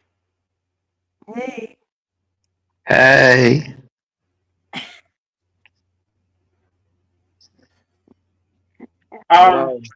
Seth Scales, do you hear yourself? Life wants life, and life just has to have life because life is good. Well, look at this planet. I mean, This planet is just fucking things eating each other alive. any moron can have a kid. Okay? Right. Yeah. It takes intelligence not to have a kid. There you go. Or some insight. I think I've expressed how bad the world is and how bad civilization is just now. Okay, so why does life need life, or what life want life, or life is good because life is life? Because civilization is synthetic. If we look at these myths, it is describing a victory of the state over nature and subduing it, equating it to a monster like Tiamat and her army of other monsters that the gods battle. So you want to make more monsters? I don't understand. No, this is how the state demonizes nature. They're like, look, we have to suppress these natural urges in people. We have to make the people who are not part of our city state appear far worse than they actually are, and just basically create an us versus them mentality. Okay, so you think that there's a potential where you can defeat the state? Is that what you? I mean, like there's hope where humans won't be subjugated? If human beings accept truth into their heart in mass scale, there would be no state. But do you believe that's actually going to happen? It's possible. And like I said, it could be worth fighting for a world without the Demiurge. How many generations of set scales it'll have to be before this ideal world comes to fruition? 40, 50, 60? That really depends on humanity. You know, I think it could probably No, happen it depends on you. 5. Or how does it depend? You see, what needs to happen in order for humans to change themselves is millions or even billions of people recognizing that the states they serve and that the religions they believe are wrong and seek a truth beyond them, which those things are rooted on, just like a cyst is rooted on the body. Right. And but how is that working out so far? We've been doing this for now. It's recorded history, what, 5,000 years maybe? Science says we've been doing it for 200,000 to 300,000 as conscious, more advanced, intelligent beings. Actually, the people from 300,000 years ago were way better off than what we are now. It's just 5,000 years ago we've started this path. So most Right. of human history has actually been fine. So that Okay. basically means that things are getting worse. But they will get better eventually. But you see, if we apply like the Kali Yuga, for example, they describe ages, or the occult root races. They describe 7 root races, and right now we're on the 5th. And basically, from the first root race to the 4th root race is a descent into matter. But eventually, we will rise up through the 5th, 6th, and 7th root races back to the heights which were lost again. Okay. So but- how many generations of set scales are you going to make subjected to this imperfect world before it gets perfect? Mm-mm. Well, it's never going to get perfect. It's only going to get Oh, better. better. Okay. What's better, number one? Yeah, go ahead, Patsy. Sorry. Sounds kind of like the idea of heaven. Getting to heaven. You have to go through hell here on earth before you try to get to heaven, right? Same kind of principle. Yeah, so yeah, that's exactly it, Patsy. It's basically we Well, have that's in bullshit. order That's bullshit. it comes down to, in order to understand what we had or have, we have to experience loss and regain it. Well, that's crap in my book. Well, it There might There shouldn't but, be any bad stuff in the first place. Okay? But Seth, how are you going to defeat the Demiurge if you're enslaving the next generation? Like even if you believe that there's some potential, I don't know, 1,000 years down the road, how does that justify enslaving your actual child in order to get there? I think the potential could be, maybe now. Could be now. And Maybe or for sure, because you're talking about sentient creatures you're going to create that have to be here for maybe 80 years. It's a serious thing. Not maybe, could be 3 or 4 generations. We don't know exactly what perfection is, but it'll get better. Now you're putting This is- actions on me. I never I am. said I was going to That's procreate. reality. You had to go through You mentioned in previous streams you were going to procreate. No, I didn't. I said I No. might. I No, never he's said not I Nice. sure yet. I've never said that I was going to procreate. So, now you're just projecting. Okay, well, I'm sorry then. I don't mean to be aggressive here, but I get real passionate about this subject. Well, might's a bad word too. Might. We don't like might. That's it. That's why I like to talk about it, so that, because once you have children, there's nothing, you can't undo it. Right.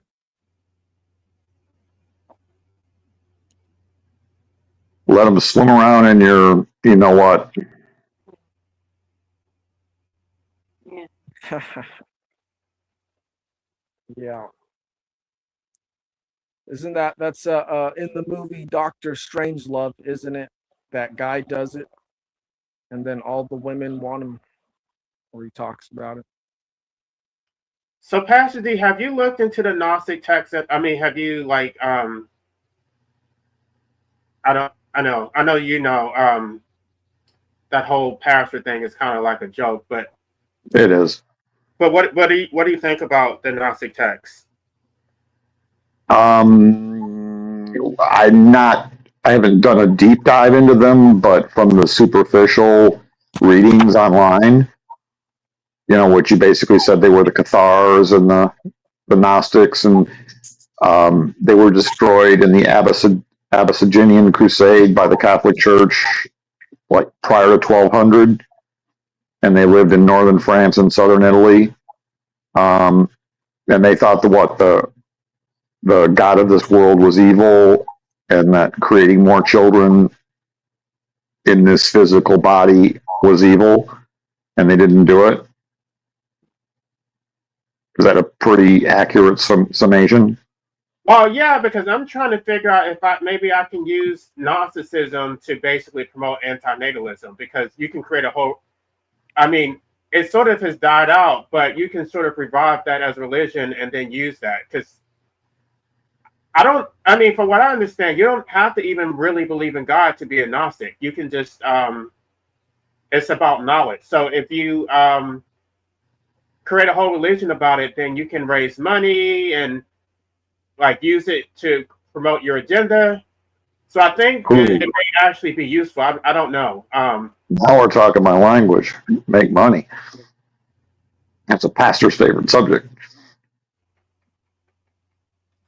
Right, because I'm considering studying like that and maybe getting some education so I can, but I don't want to invest time in that if I'm not going to actually use it. Yeah, Gnosticism sounds more like me, what I'm thinking. I mean, it's not as close to what I'm thinking since I deconstructed. Makes more sense to me than anything Gnosticism. Yeah, I agree. But then again, or possibly a deist. Possibly. There is a God, or no, a creator. Let's just say not a God, but a creator that just created it and just let it go. Boom. You know? Yeah, that's what I believe too. And just turned his back and boom, you know. Go with it, that kind of thing. I think the best angle. The best thing. I'm sorry, we're talking over here. Go ahead, Patsy. It's kind of like you bake a cake, you put it on the table, and you walk out the door. You know. There you go. You know what I'm talking about? That kind of thing. That's what it is. And I'm thinking that, or maybe possibly Gnostic. I think the best way, if you want to promote antinatalism through Christianity, is the concept of hell. And the numerous passages that talk about, you know, the path is narrow, but the gate to destruction is wide. And the existing passages in the Bible, you know, where better than both is not to be born, in Ecclesiastes, and blessed are the wombs that will never bear, Isaiah 54:1, and Luke. I mean, because you had a really good point when I first listened to you, LA, when you were on the Black Antinatalists, which I think that's the best podcast out there, is I won't make a soul that could possibly go to hell. For what reason? I couldn't live with myself. Yeah, but the thing is, God supposedly already knows whether you're going to hell. No, that's a good point. Before he created you. So don't let the vessel be through your genitals, right? I mean, that's the really sick part. I mean, a creator creates you already knowing whether you're going to be heaven bound or hell bound, but he just creates you anyway. Right. Yeah, so if this being is going to get born, Something coming after you or what? I mean, come on. What does that sound like to you? if this being is going to get born, it's not getting ejaculated through my genitals. Nope. I mean, that's why I really can't. That if anything makes me not believe in God, it's that. And to even think that a God would do that. Have that. I don't think you would. You know what I'm saying? To be Yeah. capable of even coming up with something like that in his head to do. You know? What's the point of it? I mean, I'd say, man, you know, I hope and pray he don't exist. You know what I'm saying? Well, that's the reason why I lean more towards Gnosticism, because if you explain it from a demiurge who's a lesser god, who's just evil and actually gets pleasure out of you suffering, then it makes more sense.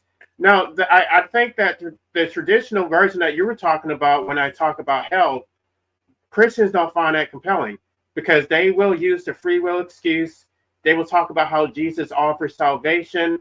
And so they basically think that you can just overcome the suffering and that is still justified. So No, but no. That free will is like, you might as well X that out right now, because if a God is all knowing, omnipotent, okay, he already knows the future. So your free will is shit, okay? He already knows God's what you're gonna do. omnipotence. See what I'm saying? Do you see what I'm saying? The free will argument is kaput, okay? Free will. I'm sorry. is, If you think, okay, I don't care how you get to hell. If you are going to make a child and it can possibly go to hell, and you tell me you love that kid, you don't love that kid. You love making that kid and owning that kid. But the true love would just not expose a soul to that possibility at all. Well, yeah, well, according to the Bible, the baby's already hellbound as soon as it pops out of the womb. Well, that's why you don't pop it out of the womb. You know what I'm saying? So Yeah. if you've already created something that's already doomed. But the You Gnostics just don't don't. believe in free will. That's the point. Like everything that, like their whole understanding, their whole worldview, I can actually use that to promote antinatalism. I mean, it's a whole religion that's already, it's already put together. I don't have to do all the work. And I think Gnosticism is just a more interesting religion than traditional Christianity. I don't know. I mean, maybe I should just look into it and figure out what I can do with it. Well, let me ask you a question. Christians know, they've got to know that they're only 28% of the world's population in all their various flavors. They know they're Muslims, they know they're Hindus, they know they're Buddhists, they know they're shamanistic type religions, and yet they're still convinced they've got the right religion. So I'm not sure if you can convince them that some other flavor of Christianity existed, 800 years ago. No, I'm not going to convince Christians. I would convince atheists, people who have already rejected Christianity because it doesn't make sense. Okay, makes sense. But this deal about, I don't think you're going to convince them with Gnosticism. No, because I went from Christian to atheism, and then I basically went back and I had to revisit it, and then Gnosticism made more sense. And I was like, okay, well, I don't believe in their concept of God, but the Gnostic God makes more sense to me. Well, maybe you'll pull in the atheists, but I think you'll go after more Christians with the hell concept. But every time I bring up antinatalism to breeders, they just look at me like I'm crazy, or I'm depressed, or I've got a screw loose. Right, I was just talking about it with this Christian. He just said, that sounds so sad. He said that it sounds like I'm promoting a religion where I'm teaching people to hate their parents. I'm like, I don't think we hate our parents. We just think that they're ignorant. Yeah, exactly. I never hated my dad checked out when I was 12, but my mother, who just died 3 years ago, I never hated her. But when I asked her why she procreated me, the look on her face, oh my God, it told me everything I needed to know. I mean, it was just in a matter of 15 seconds. It communicated everything I needed to know. Did she say anything or just look at you? She just was like shocked, disgusted, disbelief, Yeah. horror, all in one expression. I've never seen anything like that on her face. Like, what a crazy question to ask me. Right. Why the fuck am I here? Yeah, And I'm going to die. right. Well, that you better have a goddamn good reason for doing that. Having kids and the idea of Christianity in the first place are so similar, because in these ways, like when God created supposedly mankind, we didn't ask to In be the here. garden. In the garden. Yeah, we didn't ask to be here. Right. None of us. That was his choice to create. Yep. Yep. Just like Exactly. parents, it's their choice to have us. Okay? Yep. So similar, it's crazy. Okay? And also, after they have you, that means God had humans and the humans had kids. It's the offspring's responsibility to make everything right. Oh yeah. Get Yeah, it and right. it's your fault. It's your fault too. You got to make it right, and it's your fault. It's the offspring's responsibility to make everything right and have salvation. Yep. Everything turn out right. Okay? It's the offspring, not the creator. It's the offspring. Yeah. Responsibility and accountability is on them. And then when they say this free will bullshit, how did I have free will? I didn't have any will coming here. Yeah, well, it's just I was just plopped here. It's the opposite. People misunderstand the term free will, right? There is a will in the Schopenhauer sense, which is basically omnipresent, and you have been freed from it in the form of an individual expression. Okay, I think what Christians are saying is you have free will to believe in the Christian God or not. Yeah, you certainly do. That comes along with free will. But your decision right, always but if you know there's a Muslim God and a Buddhist God and a Hindu God or Hindu gods and shamanistic gods, how can you hitch your wagon to your horse to one wagon? See, this is the problem: is people think that only one religion has to be right, and it's like, no, they're all right, and they're all wrong. You just have to find what truths they're talking and discern between facts and not. My argument is there's no free will. There is no free will if there are any negative consequences to one of the consequences. There's consequences. That's right. There's consequences to every decision you make. Absolutely not. No, I'm sorry. If I've got a gun to your head and I say, love me, you're going to love me. Decision you make, there are consequences. Every decision you make. And if there are negative consequences involved, set scales. Set scales. Consequences, nothing would mean anything. Because set scales. No purpose. You're not going to choose a decision. All the decisions that you made in your life would basically be meaningless and wouldn't exist. It'd be like you're they not never going happened to choose if there were no negative consequences. Set scales. If I put a gun to your head and said, love me, and you hated me, you're goddamn going to love me pretty quickly. Not genuinely. You're using coercion. Coercion. Well, what's hell? What's hell? God does that. God does that. What is the concept of hell? You see, you're using these biblical concepts of God. And you have to stop doing that if you want to really understand what God is. You cannot apply these. God is a man. We need to burn the Bible. We need to burn every Bible in existence. Burn the Bible, right? Is that what you're trying to do? Oh, Patsy Cline, you're blaspheming me. I'm just trying to say. That's what he's trying to say. I know. Wow. We need to learn to reinterpret the Bible from a more esoteric perspective and break down these interpretations into categories. Well, that's the reason why I'm interested in studying Gnosticism, because I know they got everything wrong. everything that they said is completely ass backwards. I think I got the answer. I think I do need to study it. I don't know if I'm actually going to like create a church or anything like that, but I think I need to understand it for myself. So God gives you free will. God gives you free will in the Bible, right? Okay, he's standing before you. He said, "Now believe in me." Okay. Well, don't the listen, Gnostic- don't interrupt me, please. Sorry. Believe in me or don't believe in me. And you got heaven on standing on his right side, and you got burning fire of hell on the left. Now, which There one you is go. that? Is that free will? Or Nope. is it coercion? Again, you're applying Oh, I'm not. Christian Again, Bible. answer the damn question. Answer the question. You're applying. I don't Would you care what answer the the Bible says. I'm not even a Christian.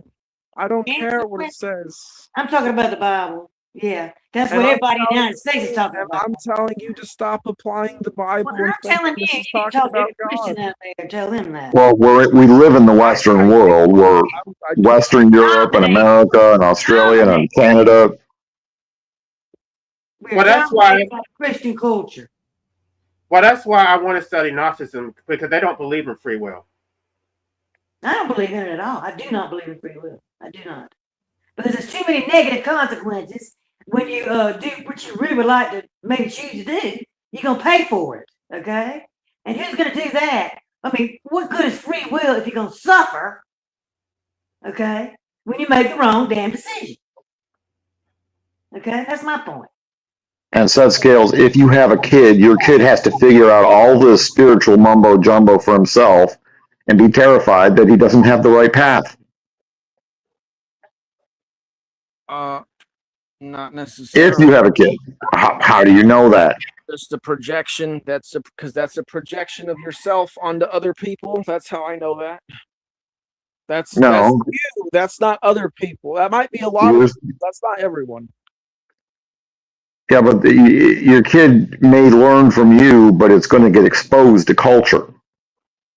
And culture will influence it as well. Yeah. So you're not going to be able to control its spiritual life from cradle to grave. Who said I never said I was gonna do that. Well, Where did you get that from? You argue for more procreation stance, so I'll just use the word procreators in general. Okay, sorry, not to. So because I say that procreation is okay under the ideal circumstances, that means I want to control someone from cradle to grave, spiritually. You have argued very in favor of procreation, and I'm just trying to take. I want to answer his question, though. Okay, go ahead, sir. I think if you procreate, you are controlling them from cradle to grave, because at the very least, you're forcing them to exist against their will. Right. That's the first thing. Yeah. First thing right there. Got you right there. That's the first gotcha right there. Okay? That's it. No consent. As I've said, our soul exists beyond our body. It is an essence, and it goes and flows from conscious form to different states of consciousness or different degrees of consciousness. As soon as you provide proof of that, I'll believe you. Okay. Sorry. But even if that's true, you're still forcing them into the material world. You're forcing them to occupy a body. All it is just a soul entering a portal through the womb. Well, yes, that sounds like fantasy to me. I mean, you need to prove that, bud. You need to prove I mean, we're talking about Gnosticism. I'm talking about other myths and beliefs around the world. The womb is a portal from a divine or holy realm. Things are so. I really can't tell you. I don't know. I don't think so, but there could be. Who knows? I think it's your brain. Okay, but your question was, are you controlling someone from cradle to grave? If you procreate, you are controlling them from cradle to grave, because you are forcing them to exist. You're forcing them to live, and you're forcing them to die. You know how people have near-death experiences? and they say they've had near-death experiences. You know what I think that is? The brain still survives a couple of minutes after you die. It doesn't shut down completely immediately when you die. Your brain still survives for about That's 5 probably true. Yeah. And that's probably what they're getting right there. Michael Near-death- Persinger does work on this, and basically all a near-death experience is someone having a hallucination within their brain Right, that is tuned to a collective frequency. right. The brain is both an antenna and a receiver, and there's a literal magnetic field around the earth generated by our thoughts as humans. I believe that. And that's why I say I think the soul is your brain. When that brain finally does give out, after that 5-minute period or whatever, that's it. No. No, yeah. You know, I've heard it argued both ways. People say there's the camp that says energy can't be destroyed, and since our bodies are full of energy, that goes somewhere. And then I've heard other people say it's like a computer. Once you switch or unplug the computer or switch it off, there's no energy going to the computer, so it doesn't work anymore. So I really don't know. So if it goes somewhere, how you gonna know you're gonna like where it goes? I'm sorry, say that again. So if it does go somewhere, let's say, how do you know you're gonna like where it actually ends up? You don't. So I'd rather not have Another reason not to procreate. But the energy already exists before you procreate. That's not. Okay, well then you'll be responsible for that energy getting excreted through your penis and into a vagina. So we chose to be born, But right? even if that's true, you're still forcing them to occupy the body to come into the material world. There was and we know from science that the body you give them will be the result of your genetics and your wife's genetics Yep. cohorted together with all kinds of problems, and I inherit a bunch of them. Yes. Regardless if it's a spirit or not, the body they have to inhabit for 80 years will be a result of your good and bad genetics. Yep. I got them too. What did you say, LA? Before that, I'm just trying to get you to respond. Like, aren't you forcing them to occupy your body if you procreate? so as I was saying, the essence exists before the body, so there's no telling if you'll just manifest in this world somewhere else, or maybe a different realm that could be worse, maybe better. But the point is that you exist eternally, and if you didn't, you wouldn't exist. That's kind of scary. Okay, but you don't know that though. You don't know that that they would be worse off. Say for certain we exist. But what you do know is that when you procreate and that you force them into a body, that they are going to suffer and die, which is the parents' fault. They did that. I mean, so you can say like, oh, I don't know what would have happened if I didn't do, but you still chose to do that, so you still are responsible. Like, I'm just trying to get you to like acknowledge, like, it is still their fault. Just like as I've said before, number one, reproduction is a natural act that all life is capable of. Therefore, it is not inherently immoral. What is immoral is a failure of responsibility on behalf of the parent to raise the child. Have you ever watched somebody die? It has nothing to do with the fact that they're going to suffer in life. Have you ever watched somebody die? Set scales. So, I mean, you can bring up these questions about suffering and dying, but the point of, I mean, dying is just returning or changing frequency. It's like, okay, we had this experience here, now we're going to another expression of consciousness. That's all it is. And what about all the I- little suffering in between? I've been there for 4 deaths. One was quick, the other one was medium, and the other 2 were miserable. They lasted weeks of people breathing like this. Our solution could work there, you know. So, I mean, Well, it didn't. I'm not sure what that has to do with anything I've said. Okay, I would like to It's too respond much. to it. Because you're making a vessel that has to experience all this that doesn't need to. There's too much other pain Okay, and so- suffering. That's a projection. When you say It's not a projection. It's a reality. Too No, much because other. not everyone dies the way you just described. It's I too would, much I, would, I would like to respond to what you just said, Seth. When you say that procreation is natural, what you're essentially saying is that when men and women have sex, the natural consequence is that a baby is produced. Because I'm homosexual, when I have sex, there is no baby being produced. So because these people are heterosexual, does that entitle them to enslave human beings to exist against their will? I mean, is there a special privilege for being heterosexual that you get absolved from the consequences of your procreational choices? Like nobody forced them to be straight. That's a choice. So if they choose to be straight, they can't say, oh, that's just natural. It's not their fault. It is their fault. Like being heterosexual is not an excuse. Hey, Patsy, why don't you share with us the charms of being a woman during fertility years every month? I'm sure that's a blessing. Oh my God. I know I have 2 nieces and they go through hell. Yeah. I mean, that's just torment every month. Okay. I talk about period cramps for 2 or 3 days, and then you flood. Okay. You're weak as water.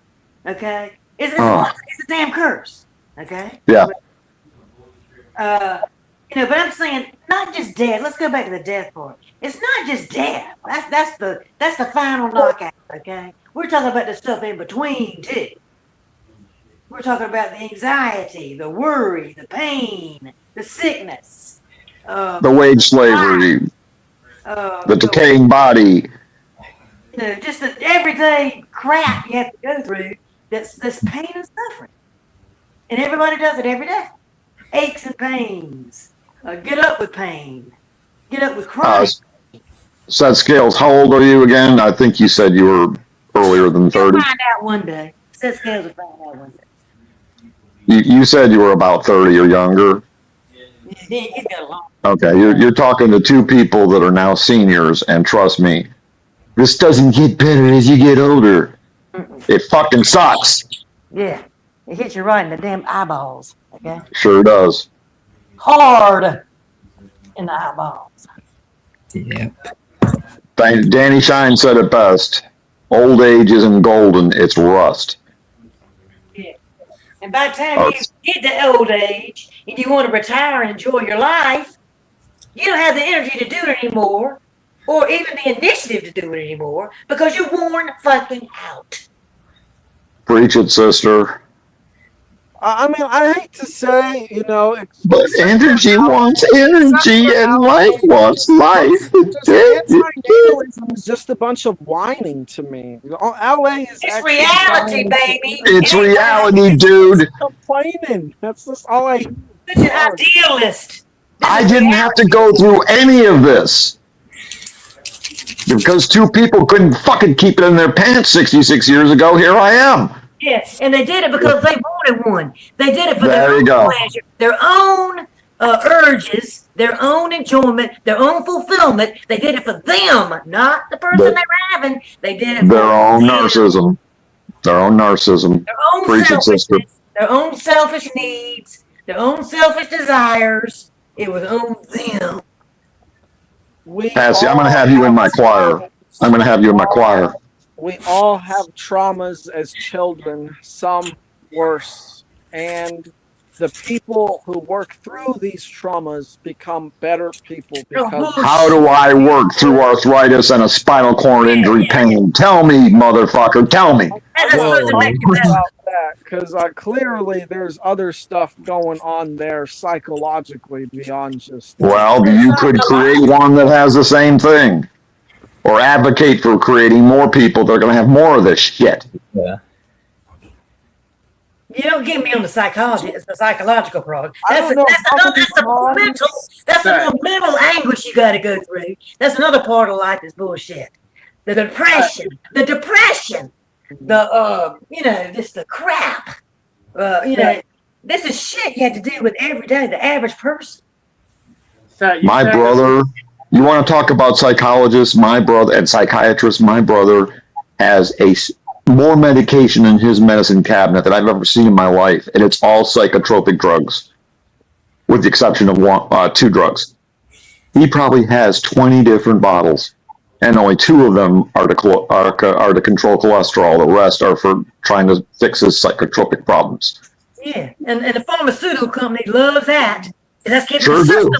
going, okay? The system And he's still really wrong with that. still fucking depressed. Yeah, and it ain't done a damn bit of good. Okay. Don't understand how much simpler life would be without the false systems of enslavements. Well, here we are. But you're a slave as soon as you're born. As soon as you're born, you're a slave to the system. Can I ask my question, Seth? You said that people who overcome their problems become better people. What is the purpose of becoming a better person? You're just going to die anyway. Like, who benefits from that? Well, as I've said, LA, we're eternal beings, because if we weren't, we wouldn't exist. If we were not eternal beings, then the universe would exist in a state of becoming or emergence, where each moment is fleeting and born about basically from being at conflict with itself. Right. So if we already existed, then there's no benefit to becoming a better person, because you already existed. So being put on Earth and becoming a better person serves no purpose, because you were already eternal. And you're just going to go back to where you came from anyway. So the whole thing is completely... No, this is where Gnosticism falls off. This is where, right there, is they think that they're part of a spiritual hive mind of monism. See, well, okay, then explain. What do you mean by that? What do you believe? We are individual expressions now and forever. Wait, Seth, sorry.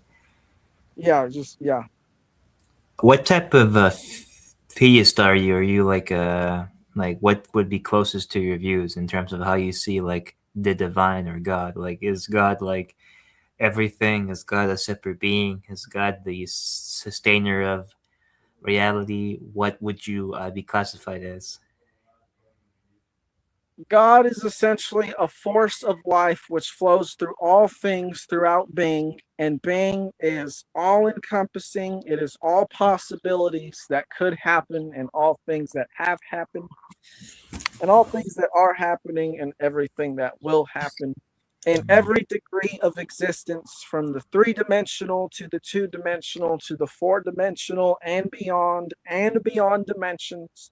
God is all of these things at once, and we exist as individual expressions within these degrees as a spiritual being that is eternally our own, because God needs, in order to know everything, to experience things like ignorance and suffering and death, in order to know that for certain that its principles and truth, or standards, I should say, are meaningful.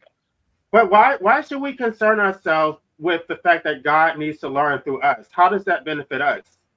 So this we God is suffer so that God can learn. Being, why should we sign up for that? And why because there are higher degrees of existence that we could experience that are far better than this place if we hold true to the principles of eternity. Okay, so I just want to ask you, do you believe in free will?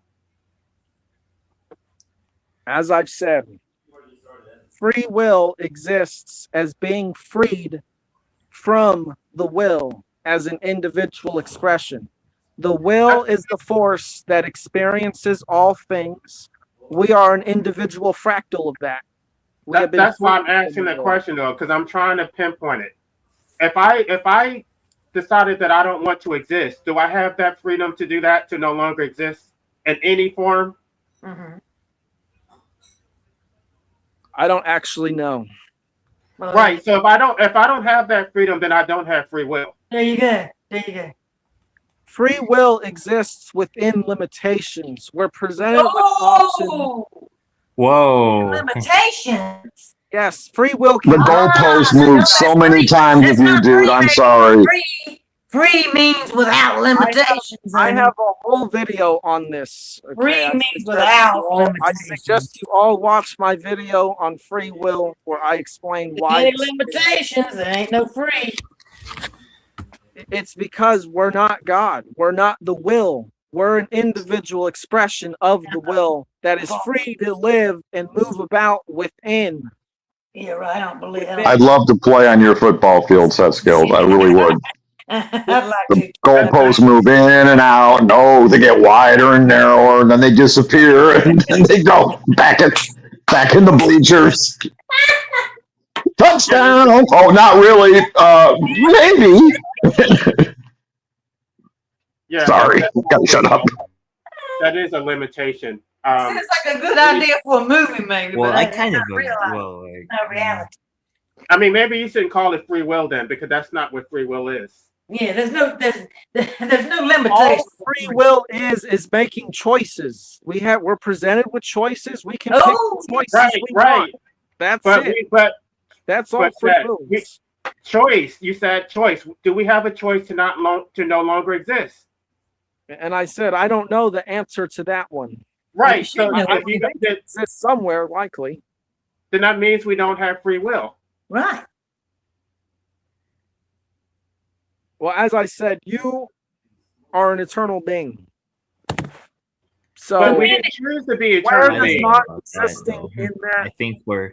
I think we have both finite and infinite characteristics, and some of us don't really meet the infinite characteristics. Most people stay in the finite and they die within the finite, Even if you're an infinite being, the moment you became an infinite being, your free will was gone. Somebody just made you an infinite being. Something made you an infinite being. And there goes your free will. Who said you wanted to be a free will? What? Who said you wanted to be an infinite?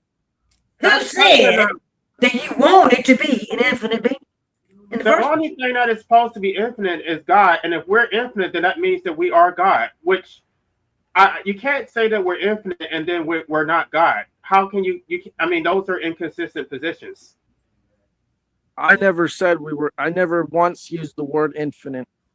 The word infinite implies infinite. That means you're a finite being. Just like immortals. I'm mortal. It means you're stuck here and being immortal forever. It's a limit. It's actually a beyond a limitation. Right, So but you don't believe a that. limitation on your form. It's a limitation on your essence, and only freedom limits your form. But you don't believe that our parents actually created us. You believe that we already existed. Yeah. Yes. Which means, all right, I'll leave it alone. Well, let's put it this way, okay? There's basically two possibilities here. Number one is everything exists eternally, or number two, God is out here creating things ex nihilo. That means God is saying, poof, world exists. Poof, humanity exists. This is nonsense to justify the Aristotelian telos. Before that, it was more consistent in the framework of becoming or being, and I say that it is being, and being is simply everything is eternal, and because everything is eternal, you are eternal. You are a part of eternity. You just right, that's what I mean, though. That's the free will. Because when I said that you were saying that we're infinite, you're like, I didn't use. Okay, eternal is the same as infinite. No, it's not. Because like I said, infinite has to do with numbers and it has to be. You're basically stuck in a system that repeats itself forever. It's a loop. Eternal means you have a moment, or you exist within a moment that exists perpetually and continuously forever with no end or beginning. That sounds exactly the same to me. I didn't hear a distinction. Besides the numerical part of it, you're still saying that we didn't have a birth, we didn't have a death, that we just always existed. Yes. Right. So we are infinite. We don't have that basically means that we're the same as God. So if we are God, just to a smaller degree, then how can? But we still have limitations on us. Yes, the limitations is why the limitations is we're God, but to a smaller degree. This is what the limitations are. God is experiencing all things at once. That's what no limitations look like. And that's not what we are.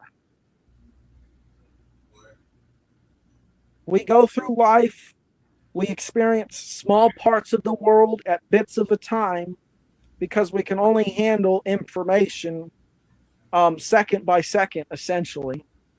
And if we experienced our whole life at once, like God does, and if we experienced the whole world at once, we would be overwhelmed. Because it's not for us limited free will beings. Okay, well, God has free will. I mean, and God can do, I mean, according to these stories, God can do whatever it wants, but we can't. So we're clearly not God. We didn't create ourselves. We can't destroy ourselves. We're forced to exist whether we want to or not. Right. So I would say we're not gods. We're actually slaves. The infinite being did not ask to be an infinite being in the first place. We would be slaves if we returned to God like the Gnostics think. If in the end we returned to the monad and became one monad or one consciousness, then we would be slaves. But that's not the case, as we remain individuals forever. Although, since you talk about not existing, that's probably what I would think the option of not existing would be. You just return to this, the ultimate consciousness, which is God.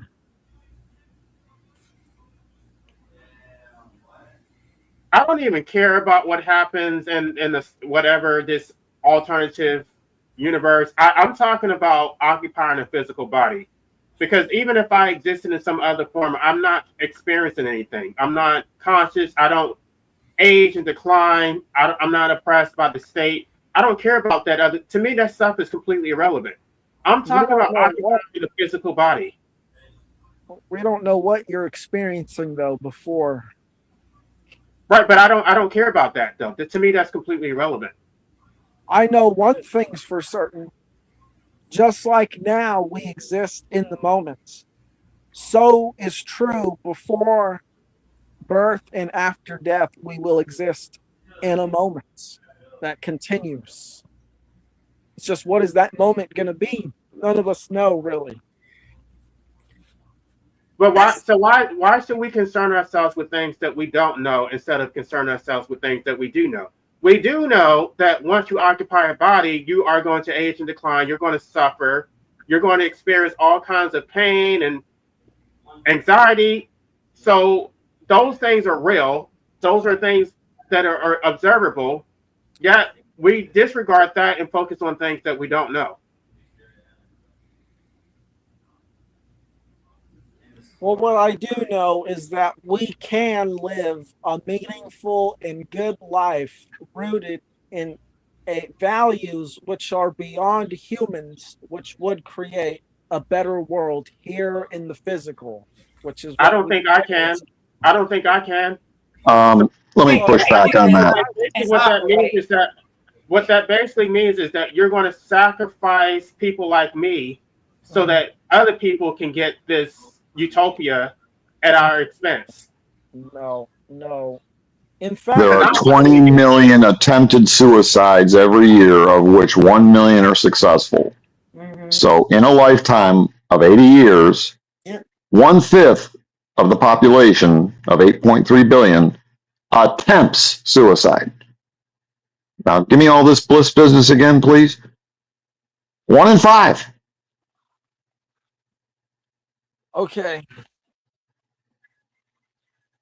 The suicide thing is a choice that people make. That's part of free will. Well, if it's so blissful and wonderful and self-existent and I'm loop-de-doo, I never said that. Again, you're projecting, Pastor D. It's like you didn't even listen to what I said. I never once used the word. I don't know what you say. That's the problem. It's so loop-de-doo and it moves constantly.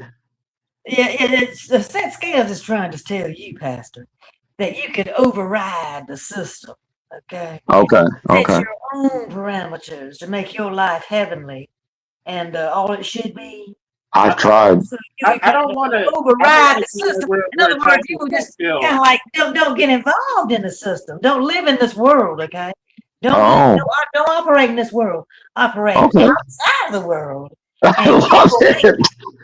Set skills. Can you send me the instruction manuals for that program, please? I'll give you my email address and the link there. That's what and everything will be hunky dory, okay? Everything will be fine. All right. Okay. I don't want to make it sound like we're attacking him. I'm just trying to understand. No, it's the whole concept of defending procreation. I mean, it's not really you guys. I mean, I think it's just more Pastor D coming up with weak arguments. Weak arguments? 1 in 5 people try to commit suicide? It's attacking.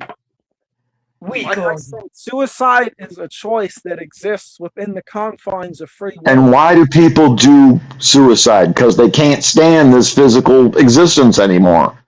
Typically because they aren't living a life based in truth and authenticity, which if people... Well, that sounds great. Can you send me the manual on truth and authenticity, please? Yeah, well, LA saw the book that I was working on. I'm writing my own. That's awful. But they don't choose to live a life at all. So even if you say that they're living incorrectly, that's not a choice because they don't want to exist. But they did live a life that led up to that point. And if they had more or better circumstances, they would not more than likely have made that choice. Now, there might still be some people, but it would be far less than 20 million a year. But even if they live life the way that you say is the correct way, they're still going to die anyway. So what difference does it make? Yeah, they're going to die fulfilled because they had a good life. Because they had a good life. Yes. The other ones to hell with them. When they die. Everyone deserves. No. They just lived a shitty life. Everyone deserves you did. Life. That's all it is, Just learn. And that's the way it is. I don't think I deserve a good life. I think I didn't deserve a life at all. I didn't deserve to be put here in the first place. Nobody needs to be here. Well, if you do exist, you deserve to have a good life. Well, we didn't make the decision to exist. But you can't guarantee that. So it's not a choice. You're forced to exist. And then if you don't have a good life, then oh well, you're here now, figure it out, do the best that you can. Right. The whole thing is nobody was asked. Nobody was asked whether they want to be here or not. Wow. That was the original sin. You know what the original sin was? That was it. The original sin was when somebody brought you into this world without your consent. Original sin. That's it. We value consent in a free world. We value consent to have citizenship. We value consent to go into contracts. We value consent to have labor relations, to work for somebody. We value our freedom, and freedom is based on your consent. Right. But when it comes to procreation, it goes right out the window. Uh-huh.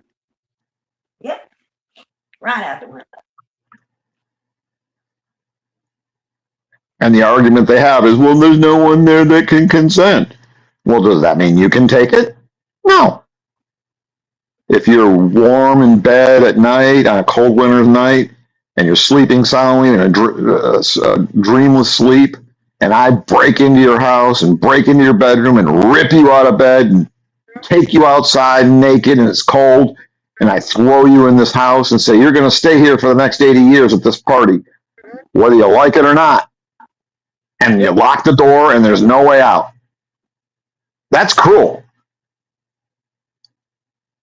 That's fucking cruel. Was Well, abduction. you were just bringing up ways out, though. You were just talking about suicide. That's a way out.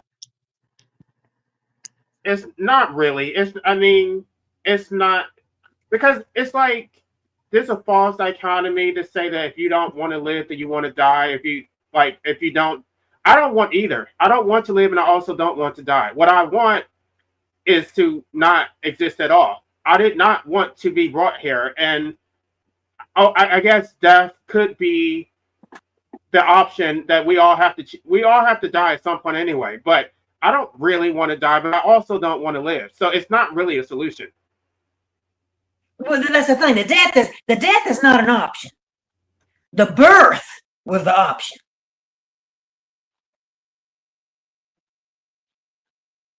I'm going to make you associate pastor at my church, Patsy. Okay, you got it. I'm with you. All right. You know it. We meet at Greenville on Sundays at 9. Okay, you have to go. I'll text you the address. A little bit of a drive, but the pay is worth it. Set up a second church in Charleston. Oh, we can come down there. I go to Low Country now and then. You just host Because we speak the truth. Absolutely. Truth with a capital T. R-U-T-H. And says Skills, I don't have anything against you personally. I don't quite get what you're saying. But when you start defending this infinite loop of life that wants to be life,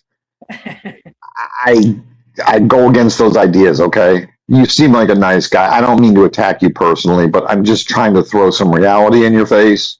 I appreciate the fantasy element of it too, you know. Yeah, right. Everybody likes a little fantasy. That's fine. It does lessen the blow, you know. But Absolutely. I've been a hardcore all my life, man. I look at truth straight in the face. Okay? It's the only way to do it. Everybody in my family refused to look at the truth. I'm the only one that broke away. Just the way this planet is designed. I've got to kill something else's energy to survive. That should tell you all you need to know. I'll tell you another thing. I haven't had a bad life at all. I'm not sitting here like I've been, in this bad kind of life. I've had a good life, fairly good life, But I also see what the shit it is. It's just tedious. It's tedious. Manufactured system that is circulating on perpetual pain, consumerism, and then excreting right afterwards. Yep. It's just a perpetual machine of shit. Okay. And it's Emendum says it best. A toilet is what it is. A toilet. Emendum says it best. He says crap. Consumption, reproduction, addiction, parasitism. Yes, crap. I just think it's a logical fallacy to simply say that procreation is natural as if that justifies it. Because if you believe in free will, then you have a choice to not procreate. So the fact that it's natural is irrelevant because it still is a choice. Yes, but it's not an immoral choice. It is an immoral choice. No, because it does not involve the theft of property. It is not an act which harms another being. It does harm another being. It absolutely does. A being is property. And it is theft. It is theft. It's basically kidnapping someone from the void, forcing them to be a part of your family, forcing them to exist against their will. It's like you're kidnapping someone who did not ask to be here. You're taking them out of an abyss of a beautiful existence or whatever it could be. A deep sleep. This shit. You abducted the being. You actually abducted it. Okay? And the law, the law views children as the property of the parents or the custody of the parents until they're 18. So if you fuck up, the parents can be liable for your crimes as a kid. You are totally responsible for that individual. I don't know what else is more of a custody situation than bringing a kid here. All right, so you're saying it doesn't harm anyone. I'm saying it does. I'm saying that I was harmed by my parents bringing me to existence. So if I own my life and if I am the authority on my own existence, shouldn't my say outweigh what somebody else says? I say that I was harmed. So who should have the final say on that?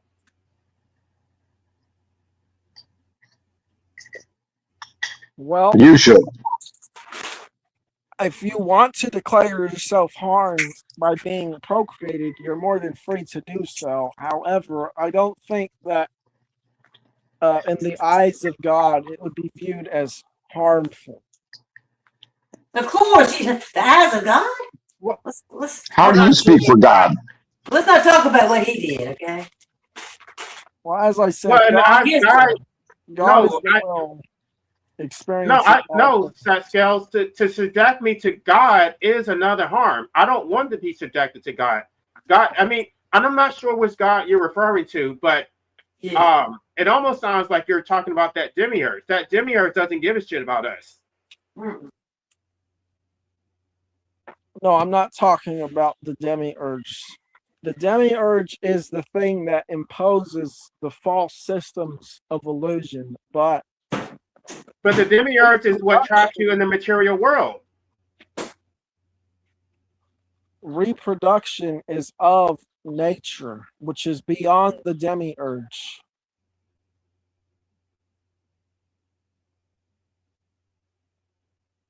No, not according to the Gnostic. This is a simulation. This is not even real.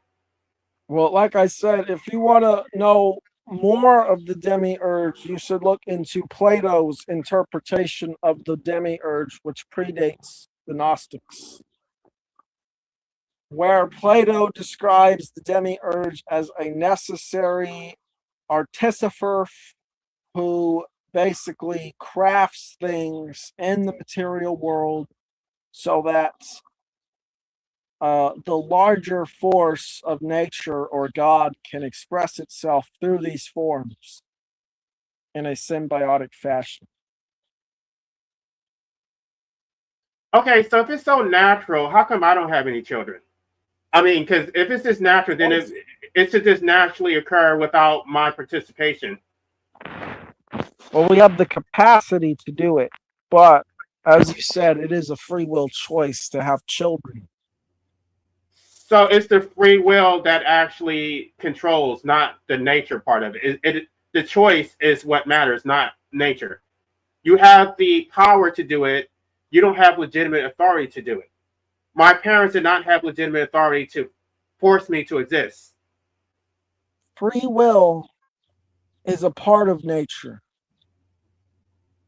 It is our natural right or privilege for existing in this realm. We get to choose how to live our lives based off of the opportunities that are presented to us from the external world.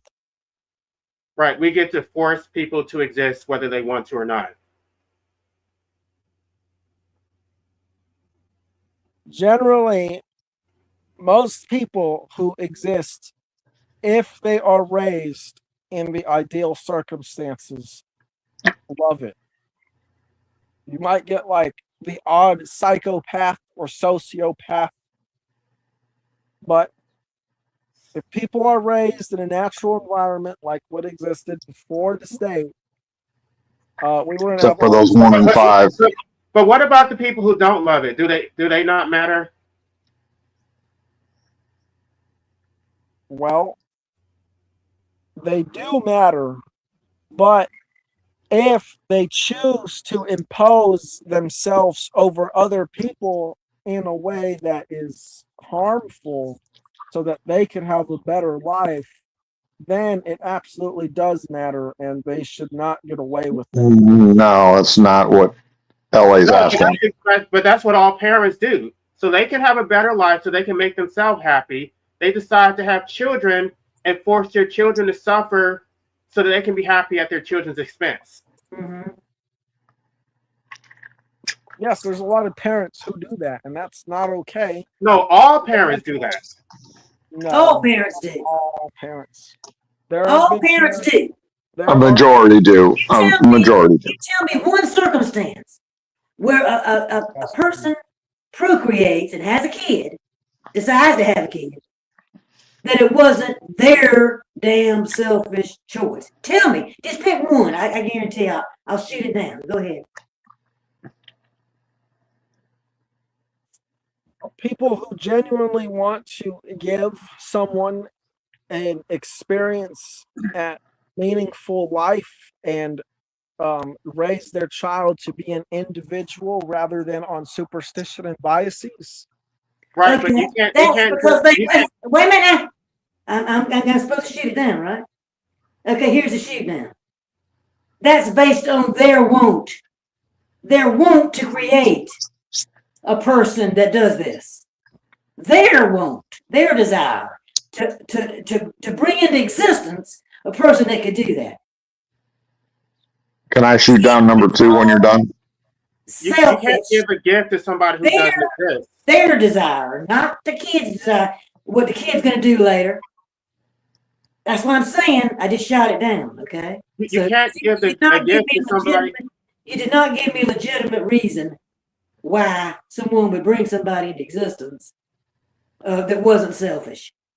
You can't give a gift to somebody who doesn't exist. You're creating someone so that you can claim that you gave them a gift, but the gift was really to yourself. You wanted the experience of having a child, and that made you happy, and your happiness came at that child's expense. Exactly. And how do you know you've got the tools to give them all this wonderful insight and beauty and auras and continuums that you talk about? How do you know you have those tools? I'm sure you think you do, but how do you know you have those tools? Mm-hmm. Have you gone to parent school? What did LA say again? And then I'll respond to how we know. It's about the gift. Gifting. Yeah.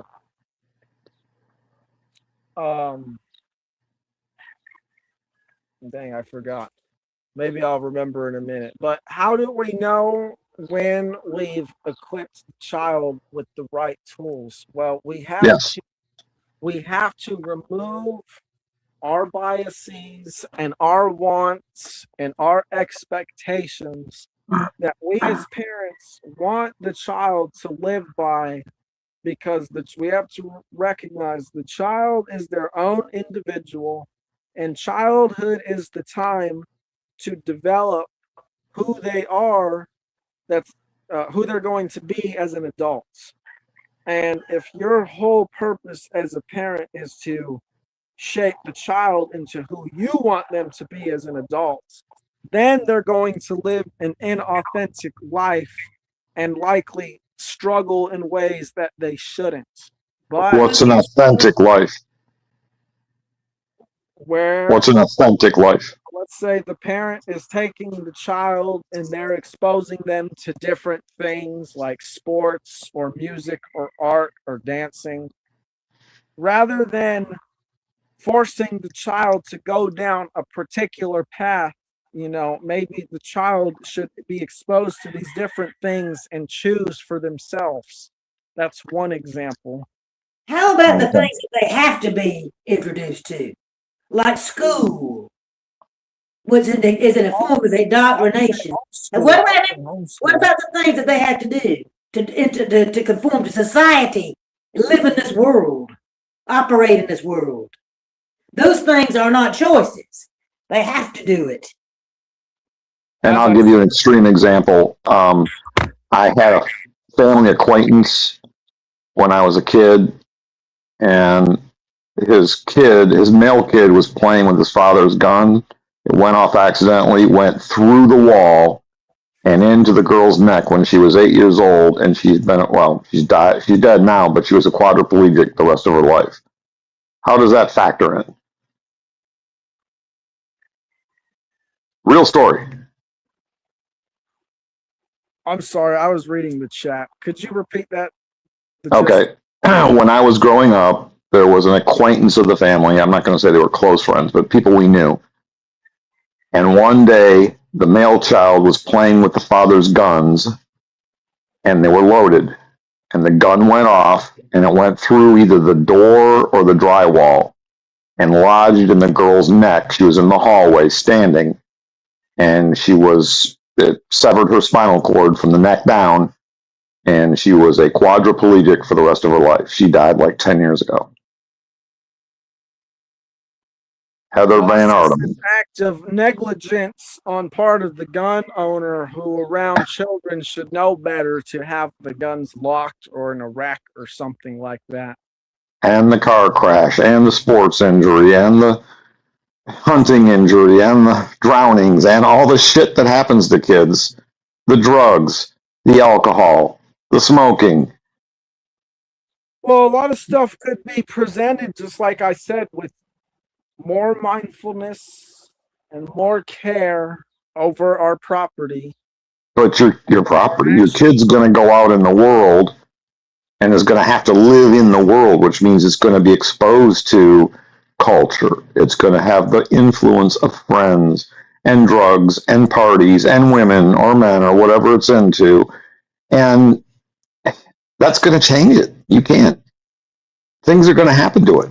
What did I say, Pastor D? I said people are their own individuals and they have to make their own choices in life. All we can do as a parent is try to raise the kid as best they can to be intelligent and healthy and be comfortable of being themselves so that they can make the best possible choices on their own. If you do the best and they go down a path of failure, I mean, it's out of your control. It is in your control. You created them. You put them in the situation knowing these risks were out there. Here's another statistic for you as a fact. There are 18,000 known diseases that humanity is susceptible to. We have 4,000 treatments. Most of them are incomplete, leaving many people partially treated and in a lot of misery. Sounds just like the God of the Bible. Just like Yeah. Yeah. He put the gospel in front of you. It's your responsibility to obey that gospel and get yourself to heaven. There you go. Yeah. At the age of accountability, yeah, it's on you. I raised you the right way. I put the gospel in front of your face.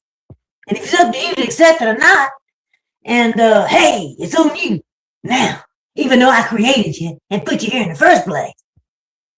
Yeah. And what about those 4 little girls that were blown up in an Alabama church in the 1960s? You want to be handheld? I mean, would you want to be handheld by your parents your whole life? And it's like, well, I created you. Let me hold your hand. Should be holding the hand till the day you die. Yeah. Well, I mean, you know, that's if you want it that way, you know. No, it should be that way. I don't want nothing. I didn't want to be in the first place. But didn't want to be in the first place. Nuts. Set scale, you're not addressing the random shit that can happen to you, even if you're the best person in the world. He's not facing the principle at all. You just move the goalposts. That's the problem I have with this conversation. I really haven't moved the goalpost. I've been consistent throughout the whole thing. Okay, so what do you say to the girl that got paralyzed, no fault of her own? Shoulda, woulda, coulda, doesn't gonna cut it, because I can give you a million other examples of people that get paralyzed in sports or have concussions or get drowned or are seriously injured for the rest of their lives or get sick. Mm-hmm. They get a disease, sometimes genetic, sometimes. If you really want me to address the macro cause of all these problems, because it sounds a lot like to me like the atheists asking, why do all the babies die? Look at all the dying babies. And to me, it's really not a surprise why there's so much suffering, needless suffering like this on this planet. It's because humanity is immoral and we choose to destroy life to sustain ourselves. So therefore, Okay, so don't make more life. Don't. Right. no, we need to respect life is the problem. That's Great. not- When that happens, then you can make more life. How's that sound? Or defend making more life. That's literally what I've been saying the whole time. And you're saying I'm moving the goalpost. The whole time I've been saying people should only procreate if number one, they're ready, and number two, they're ready to foster a environment for the child so that they could be themselves. Okay, and what we're saying is that you recognize the world is fucked up, you agree, and that we're not at this perfect spiritual awareness, and humanity has done it to itself. It So, sounded like you just said procreation was okay under those circumstances. no, I've never said procreation is okay under any circumstance. Almost what it sounded like. Well, no, you don't know me very well. That the You parents see that may big be, snake? You see that big snake eating itself with the A in there in my avatar? That is the symbol for antinatalism. that the parents may be ready, or they may think they're ready, but the person who's brought into existence may not be ready. I was not ready to be brought into existence. So whatever they thought they were ready for, I'm the one who has to suffer the consequences. So how do you justify that? Yeah, the whole thing is they took it upon themselves. Parents take it upon themselves to spread their legs and procreate. And that's the whole blatant truth. Don't deny it. It's the damn You truth. can't deny it. The CDC, Simple as it gets, okay? There's no use to say anything else. That's the the CDC, That's it. Center for Disease Control, has done a study on this. 40% of Americans have pregnancies that are unwanted, unintended, or unplanned. I don't know why they use those three words, but those are exactly the words they use. 40% unplanned, unwanted, unintended. Sit scales, you know why my parents had me? Yes, I've heard you say the reason. What they say? You said What? because something was missing, or that's what they told you. Yeah, something was missing. It was a boy. They wanted a boy. And that was the last chance to get a boy. They had four. The first one was a boy, he died. As an infant. Well, they wanted a boy again. They tried the second time, girl. Tried the third time, a girl. Tried with me. Girl again. Okay? And guess what? They quit. They wanted it for them. They wanted that for them, the boy. And that's the way people operate. It's always for them. It's not for them. You just admitted it. You said that they create life so that they can live. So it's for their survival. They want to live through their progeny. They don't give a shit about what happens to their children. Yep. They have a legacy that they secure at your expense. Right. They want to get that bloodline going. They want to keep their own bloodline. They're significant, their own bloodline. They're special blood, you know. They got to keep that going, okay? That's got to keep on going. That's got to keep on living. Who gives a fuck? Why? By the way, said Skills, why can't you advocate for adopting? And once we absorb the 400,000 kids that are in foster care with all this parental wisdom, then we can start procreating. I never said anything about adoption or being against it.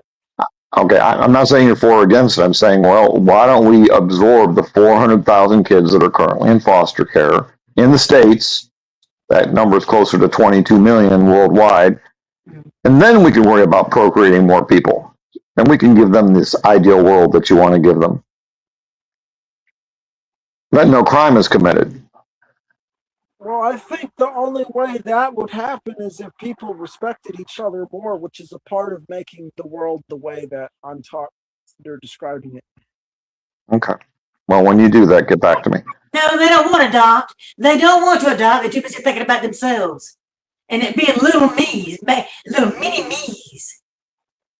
I want a duplicate of me, okay? It has to come out of my body. You're not wrong. That's how egotistical can you get, is what I want to know. I think that if people respected other people, they would not procreate in the first place. If they Amen. actually respected what life is like, if they actually respected death and suffering, they would not create a new human being. Everything, every reason I could, just like I said, I just shot down his one reason. That it wasn't selfish. I shot it down.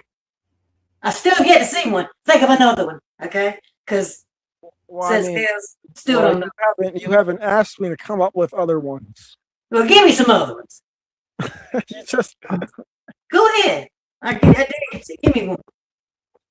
That's not selfish. That's not them thinking on their own accord of what they're doing. With their own free mind, using their decision making to do it. I'm not talking about accidents. Accidents don't count.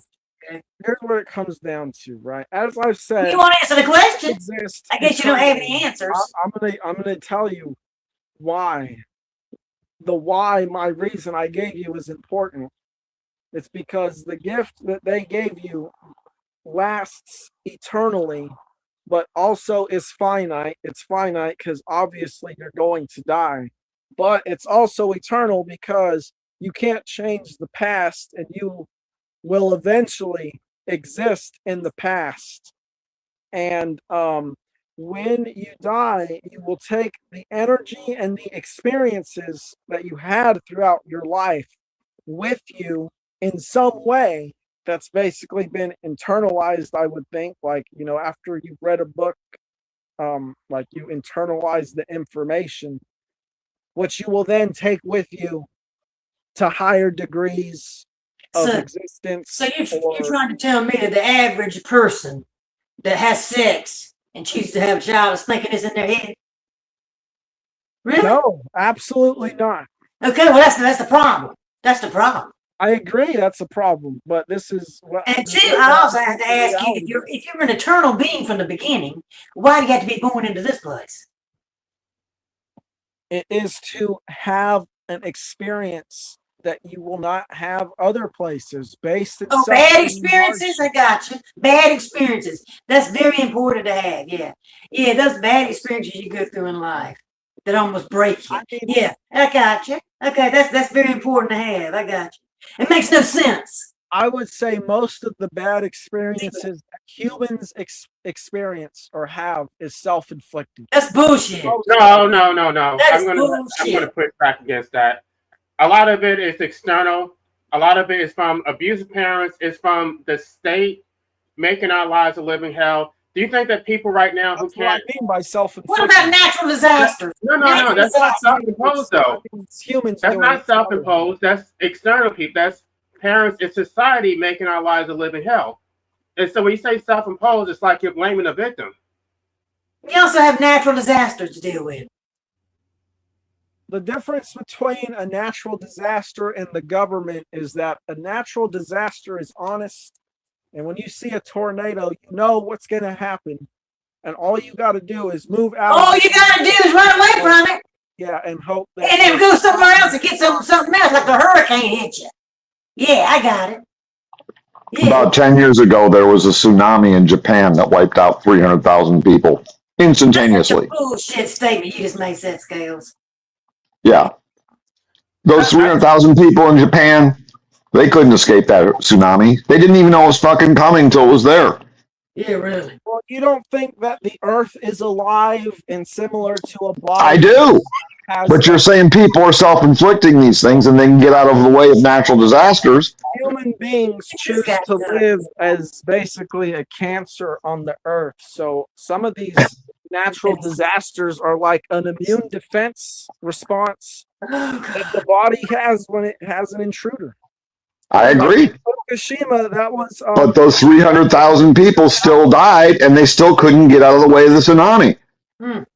I'm going to have to go pretty soon, but I just want to ask Seth Scales, what is your response to people like me, people who don't believe that life is a gift, people who didn't choose to be here, who would not have chosen to be here, and we're basically stuck. We're stuck because our parents chose to create us, and now we don't have an option to get medical assistance. We're likely going to die at 80 years old. 80 years old, 80 years of suffering for no purpose. What is your response to people like me? Well, there is a purpose, and it's beyond the synthetic systems that you just A described. purpose that benefits me. A purpose that benefits me, because I don't benefit from this.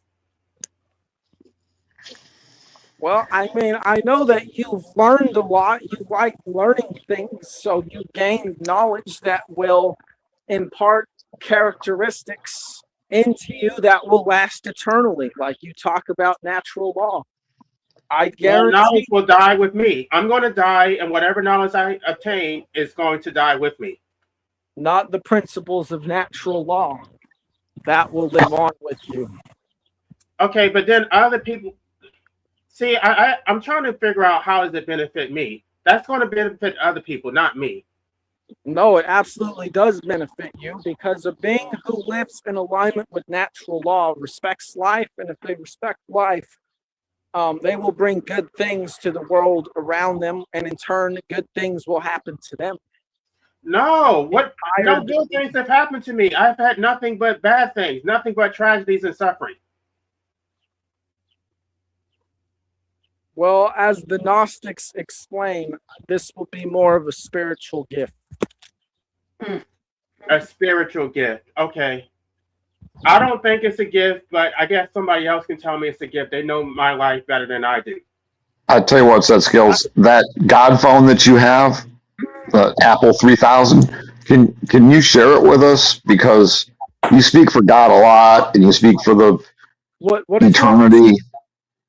The God phone that you have, the iPhone 3000, can you share it with us all? Because you seem to know what God and eternity and nature and the perfect society looks like. Mm-hmm. Well, I would say just the simplest way to get there is you have to look at yourself and say, okay, what do I not want done to me? How do I want to live my life? You're going to come to the realization you want to be in control of your life and you want to be responsible for your actions. And therefore, everyone else has the legitimate claim to those things as well. And meanwhile, somebody sneaks up behind you. Meanwhile, somebody sneaks up behind you and rapes you. But and pulls a gun on you and says, "Give me your money or I'll kill you." Meanwhile, Or shoots a all gun that through the shit's wall and paralyzes you. Yeah. What I didn't want to have done to me is I didn't want to have life imposed on me. Therefore, I'm not going to do that to somebody else. And that's why we're anti-nihilists. We're trying to convince other people to not do that. And so there is no justice for us, but we're hoping to get justice or prevent others from suffering a similar fate. If it was just on you and you were the one responsible for how your life turns out, it would be a breeze, man. Who wouldn't love that? But there's too many outside forces you got to deal with. There you go. Yes, that's Get real. It's the outside world. Get your head out of the clouds and come down to earth. Okay. That is because that our choices matter. Okay.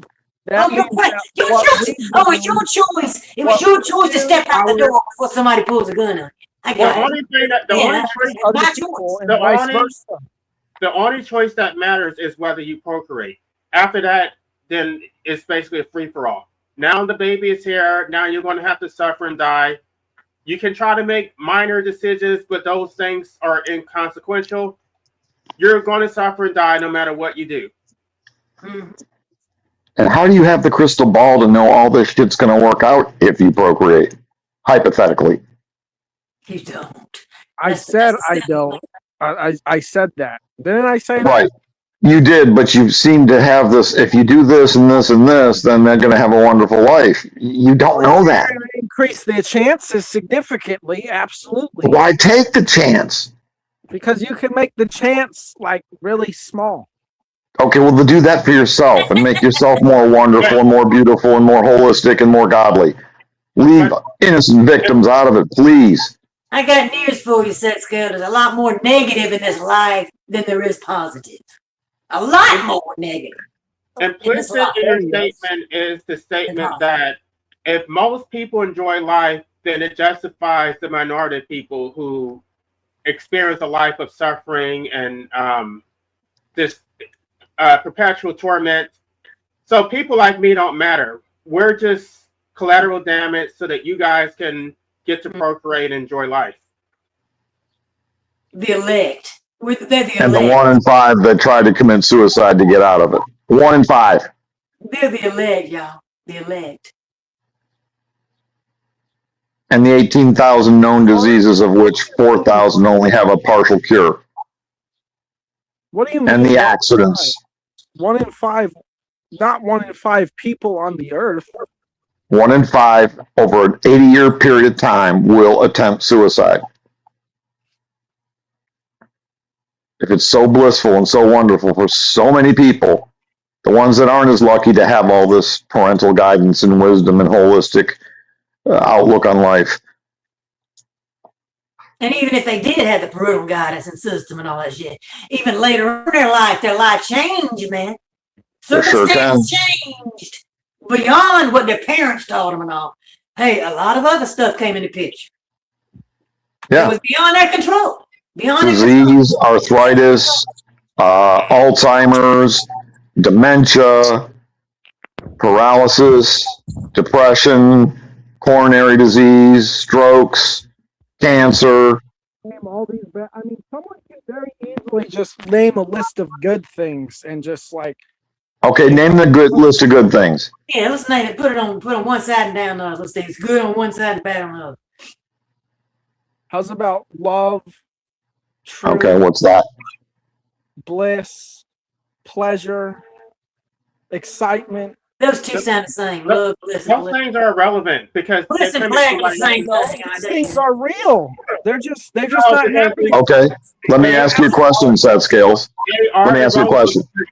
They came at Let me ask you a somebody else's question. expense. They came at somebody Would you- else's expense. Somebody would else you has been born in order for those people to experience those joys. Would you exchange a year of the best possible happiness and love and bliss for 30 minutes of the most possible excruciating pain? Think about that real hard before you answer. The most possible excruciating pain. Probably something like your foot being put on a barbecue. Somebody taking cutting your head off or something. You know? Right. I don't think most people have to think too hard about that one, Pastor D. Okay, but they're both realities. Mhm. So you're saying by me procreating, I'm going to put somebody else on this little roller coaster where the chance of you having all these things we just mentioned, which are outside of parents' control, and sometimes within, in exchange for maybe having bliss and maybe having happiness and maybe having love, which are very hard to define. They sound good, but they're very hard to define. And love can hurt too, incidentally. Sure can. So can happiness, because it can be taken away. And bliss is usually a temporary state. The pain will not be taken away. The pain will not be taken away. Nope. You'll live with it. You burn your body. There's another thing. Burns. Burns, you live with that pain the rest of your life. Yep. Today's the question. Thank you, Pastor D. There's the question. What a very fundamental occult and hermetic axiom is what you pay attention to is what you're going to manifest in your life. If you want to focus on the suffering in the world, that's exactly what you're going to get. And that's what I hear here. Bullshit. The girl that got the bullet in her neck had nothing to do at 8 years old of any of this bullshit. So you're going to ignore feeling pain? You're going to ignore feeling pain, Seth Scales? You're going to ignore that? How are you going to ignore it? Seth, that doesn't make sense because we didn't choose to exist in the first place. So whether we focus on the good or positive, we didn't choose to focus on anything. Well, LA, I don't think we're ever going to get around this, that we didn't choose to exist, because as I said, we're eternal, and you don't think that. No, So okay, but okay, even if I were to stipulate that, even if we were eternal, even if we existed in some other realm, we did not choose to come into the material world. Right. That was the imposition made by our exactly what I parents. said about 30 minutes ago. I said that, yeah. Uh-huh. So whether you focus on the good or not, you would not have anything to focus on in the first place if you were not brought into the material world. Mm-hmm. We don't know that. Right. How did you know that? I said we don't know that. But how do you know? Well, we do know and don't know. You seem to have this God phone that none of us other people have. Well, I mean, I could see why you're so focused on the suffering. Maybe I'm that trying would to focus on reality. Every time I bring up reality, you've got some esoteric answer that I can't quantify because it's impossible. Well, maybe that's the problem. You're trying to quantify and categorize everything, which is exactly a big part of the reason the world's so messed up. I didn't do anything to anybody that I know of. I'm sure I have, but I mean, not intentionally. People who've tried to categorize and make sense of the world through quantity have led it into infinitesimally higher states of suffering. I just No, look around me. I look no, around me. No, all suffering is caused by those who procreate. If we didn't exist, there would be no suffering. But that's not what I said. I said that the people who have perpetuated things like math and categorization have increased the amount of suffering. Not that they're the cause of it. Pleasure and suffering are built inherently into the universe. Okay, and what if you don't know how to find the pleasure and all you get is the suffering? The bottom line is what I said the other day. They don't care about suffering. They actually enjoy struggling. They think that they're going to get to some higher state of consciousness or there's some type of undefined benefit from it. They think it's completely justified. They don't care. You can't reason with them because they don't really connect. They don't have, not only do they not have empathy for you, but they don't have empathy for themselves. Right. They don't care. Like there's nothing you can say that's going to convince them to care. No pain, no gain, you know. Right. That's the rationale. It builds your character. The struggling is the point. They want you to struggle. They want you to overcome. They want this perpetual attempt to get to some higher state. That's all they care about. So long as there's some type of incremental progress that comes from it, they're okay. They don't care if you get tortured. They don't care if you get raped. They don't care. They just don't care. That's not true. Okay, because all the things you just described, torture and rape, are violations of natural law. Right, but those But they happen all the time. This is part of this world. Wait. But those were things that were all set in motion by the fact that the parents procreated. Right. They knew the odds. Just like God knew exactly what was going to happen. Just like the God of the Bible knew just what was going to happen before he created it all. He knew everything from the beginning to the damn end, what was going to happen, but he created it anyway. And the path is narrow, and the gate is narrow, but the path to destruction is wide. That's a quote from Jesus.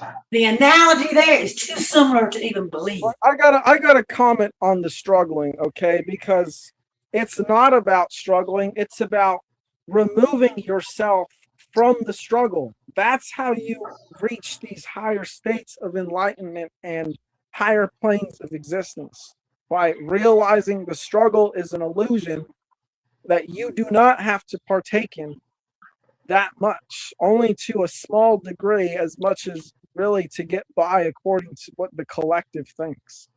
Okay, so I don't have to go to work. I don't have to wage slave to earn a living, to have a roof over my head, and food in my stomach, and entertainment.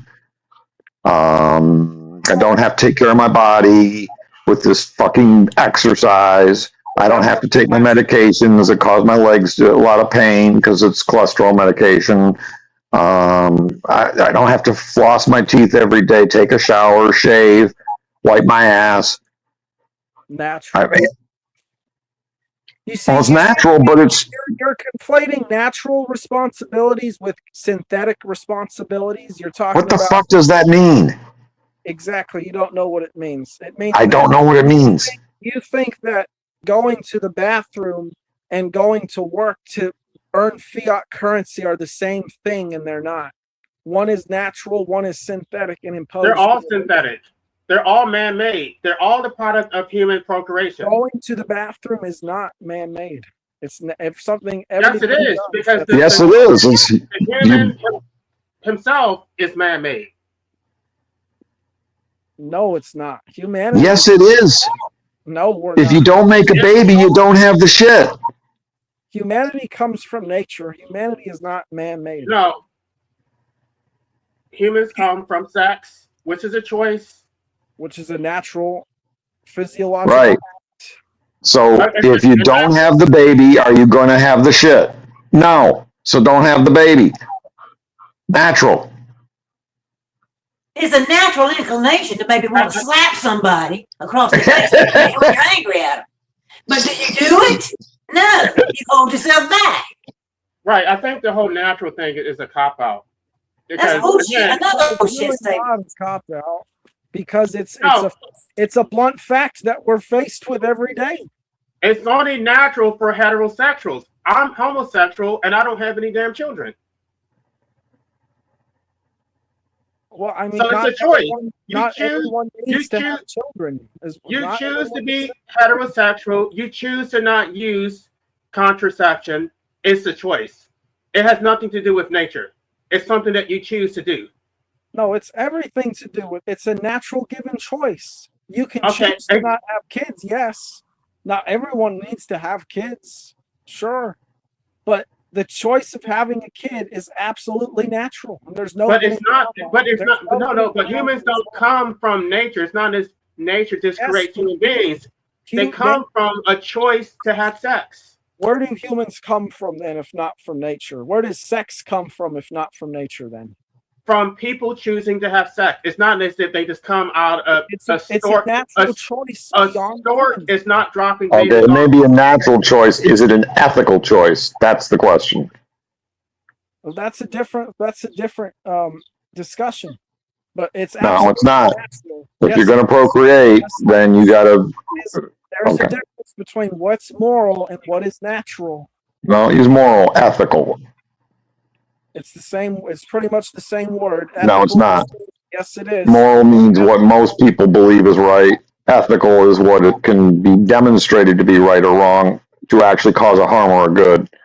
No, that's ethical. Most people think it's okay to have kids. Ethical is what the collective thinks it's right. No. Ethical is what is proven to be good, to cause a more good than harm. No, people used to think it was moral to own, in this country, people used to think it was moral and ethical, well, not ethical, but moral to have slaves. You know why? Because the Bible says so. And most people did it. Okay, if I have to go to the bathroom, right? The natural thing would be for me to just go to the bathroom, right? I could shit my pants. I could just pull my pants down and shit on the floor while I'm at work. But no, I don't do what's natural. I go to the bathroom and use the damn toilet. That's ethical. That's ethical. I don't want somebody else to clean up my mess. There you go. So the fact that it's natural is not an excuse. There's so many things that we do in life that are not natural. You drive a car, you use a microwave, you use electricity. You use fake money. All a car is just a vehicle to move. Now, although I don't think cars or technology as we have it is natural, it can be used in a natural way as just an extension of your body to, do something like moving large distances quicker. Right. COVID is natural. Sharks are natural. Lions are natural. Doesn't mean they're good. Doesn't mean they're ethical. Doesn't mean they're moral. Doesn't mean they're right. Natural, apple trees are natural. Yeah, we know what natural is. I agree. We're all natural. The question is ethics. Of naming negative things and be like, well, we got. I have a habit of looking around the world and seeing reality. When I get a response from you, I get happiness, love, bliss, things that I can't quantify, and I don't see a lot of people in life experiencing. And that's mainly a product of the synthetic false systems we live in based on illusion. Okay, so then don't make more kids that have to live in the synthetic false systems of illusion. That's all we're asking. And don't defend it. I know you're not going to do it, or you say you're not going to do it, but you're defending it. I'm going to defend it if it's done in a ideal A natural way. I know. If there was no Okay, system, well, we're gonna have to agree to disagree, my friend. No personal animosity. yeah, it's fine. I can't play this game of this esoteric, non-tangible things when I can give you millions of tangible statistics, real things Okay, that well, are measured. how's about the fact that most children, if they're raised in ideal circumstances, love life and love What being about those who around don't though? their What you can't you keep focusing They're a on most. small What number. about those who don't? They are a small number. The vast So they majority. don't matter. Small number. So they don't matter. Is that what you're saying? No, it's not that they don't matter. It's just that they're not a representation of how people actually feel. No, on only the large good scale. outcomes. Okay. Only the good outcomes. Regardless, even if they're not a representation, how do you address the people who are not enthusiastic about life? And they're trapped here. They have to live another 40 to 50 years, whether they want to or not. Try 15. They're trapped. They're just miserable, and there's nothing they can do. And in my situation, maybe in Patsy's situation, we're looking at our own death coming up pretty soon. And we're terrified of it. And the only reason we're in this situation, and your potential kids will be in this situation, is because someone decided it was okay. All we can And now do is try to better our life in small increments and try to die with as little regrets as possible. That's great, Okay, but I well, still it's have to not fear bullshit. dying. My biggest regret is that I was born in the first place, but I didn't have any control over that. That's right, me too.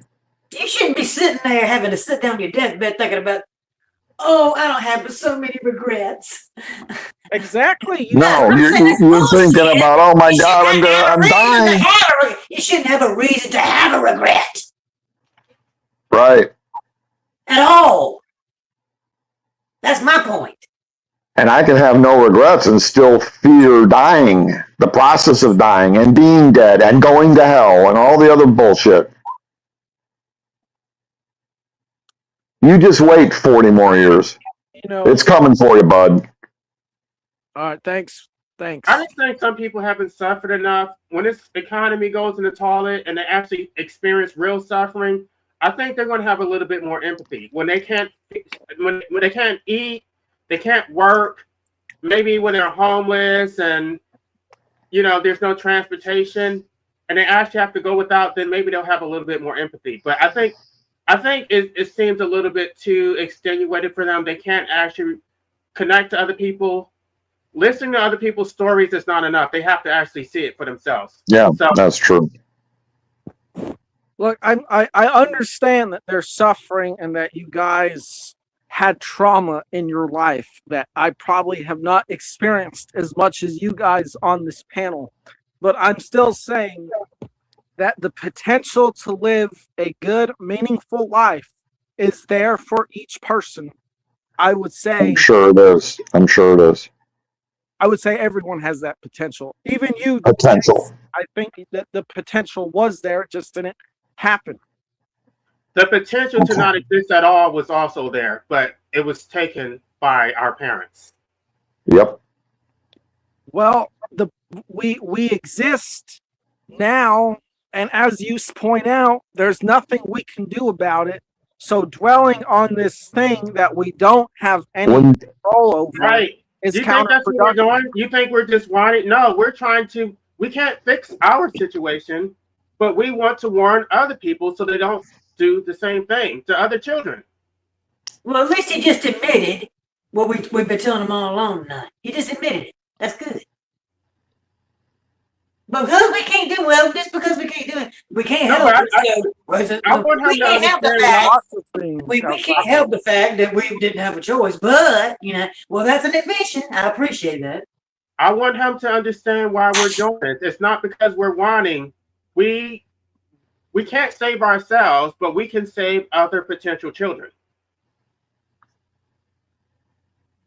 Yeah, I get it, but and like I said, most people should not have kids, but the people who should have kids, and there are people who should have kids because they will give their child a good life, should do it. Again, can I have your Cannot crystal guarantee ball? that. Yeah, can I have your crystal ball and your God phone, your As soon iPhone as you get that 3000? crystal ball, yeah, get that. As soon as you get your crystal ball, The bottom look in there in line, the future. the bottom and tell line me is that that, you have a is good- that nobody can guarantee that their children would have a good life. And even if they don't have a good life because they thought they were going to, there's no way to correct it. So the risk is not justified. It's never justified. Yep. What if something happens that you can't control? That's what we're trying to get through your head.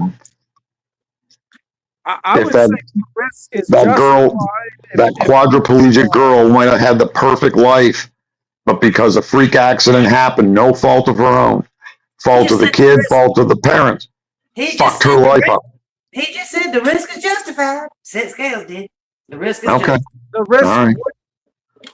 the risk of having a child is justified if, number one, you know you can give the child a good life, and number two, if the child can grow into someone who can help other people who are suffering more than He they. wasn't listening to a word we No, said. no. Nothing. Yeah, because you think that it's selfish to want to help others, or to think that there's No, I don't. No, we said you can't predict what that child's life's going to be like. That's what we say. There you go. Here, do you have this ears between your skull? you can. I said you can increase the chances. That's not Yeah, you good can enough. increase the chances, but you can't guarantee.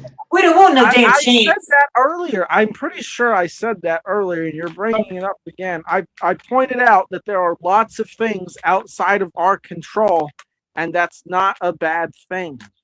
Why? Because not everything, we don't need to control everything. We look at modern civilization, that's their goal. They want to control everything they don't understand.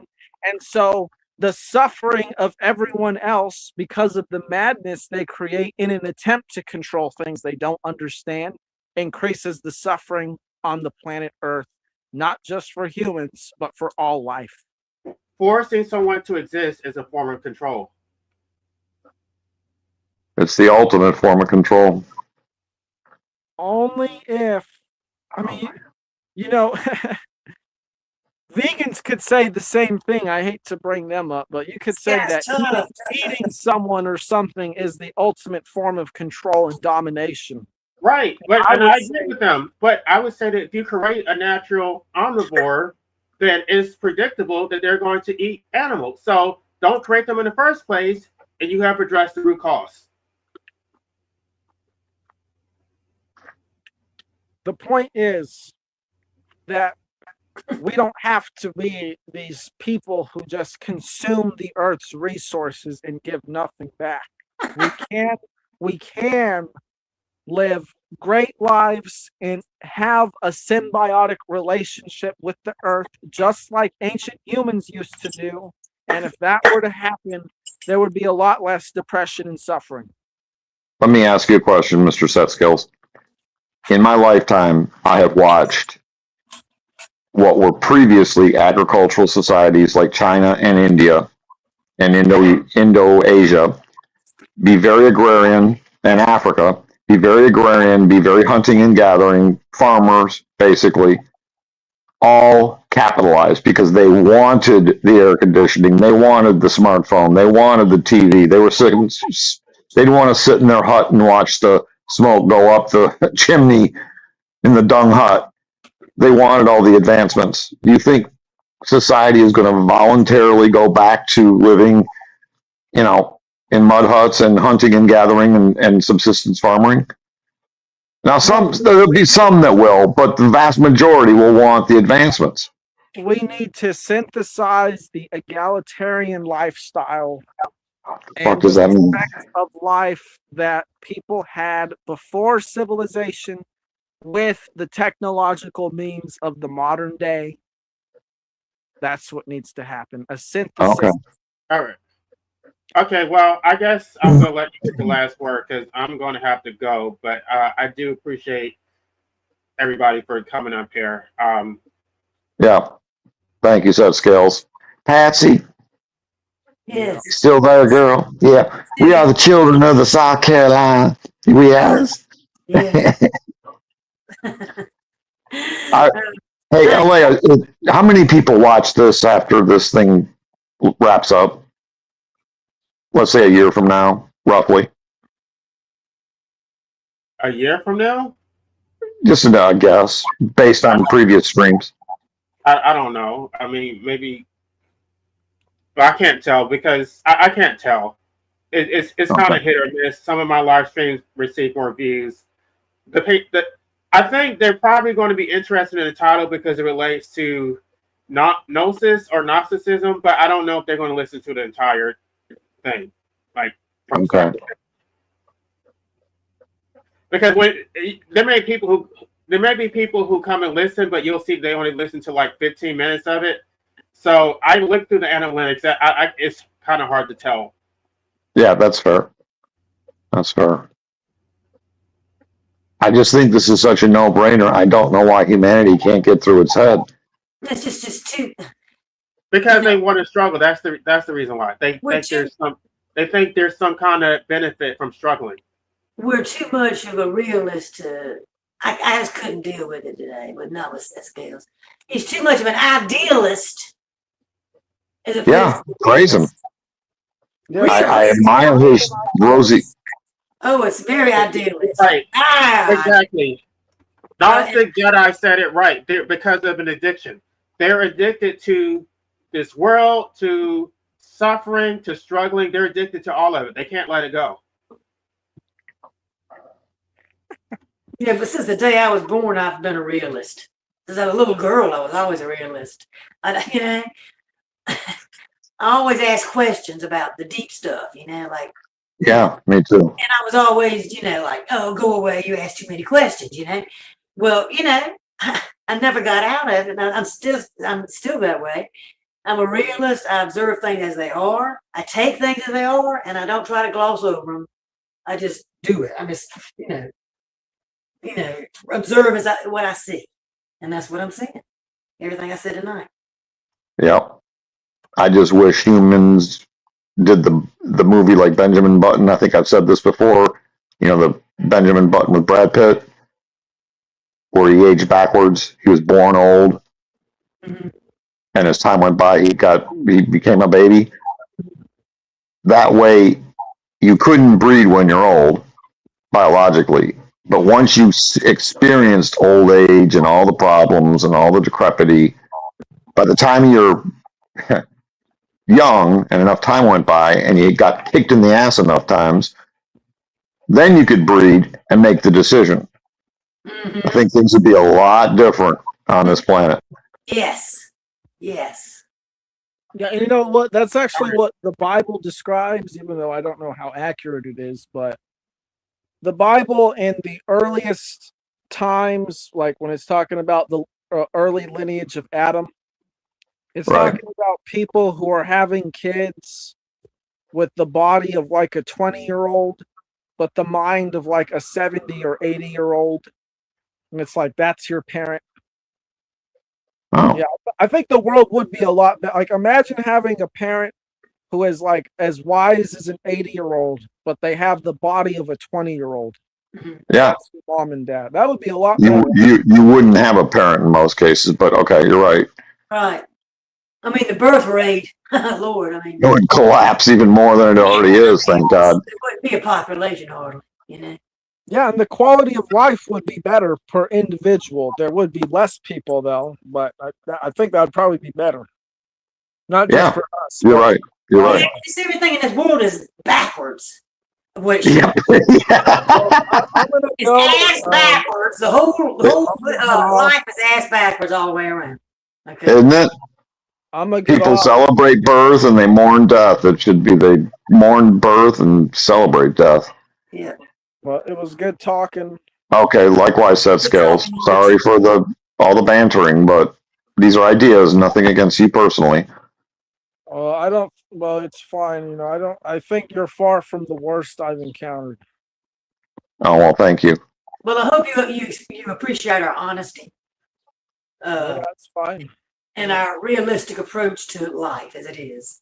So that's what we're trying to do. And when you're done with that crystal ball and your God phone 3000, can you share them with us? We could use them. Please do. You can check out It'd be my wonderful. and maybe hear some of my stuff there. Okay. All right. Well, Night, y'all. good night. Take care. All right, so I'm gonna get off too. Bye. Night. Thanks, LA. Thank you. Thank you, I LA. love you. Love you, Pastor. Yeah, love you too, Patsy. See, hey, and LA, my offer stands. So just let me know when your, thing comes up. Okay. Yeah, I was gonna. Okay. I'll. I guess I can email you. Okay.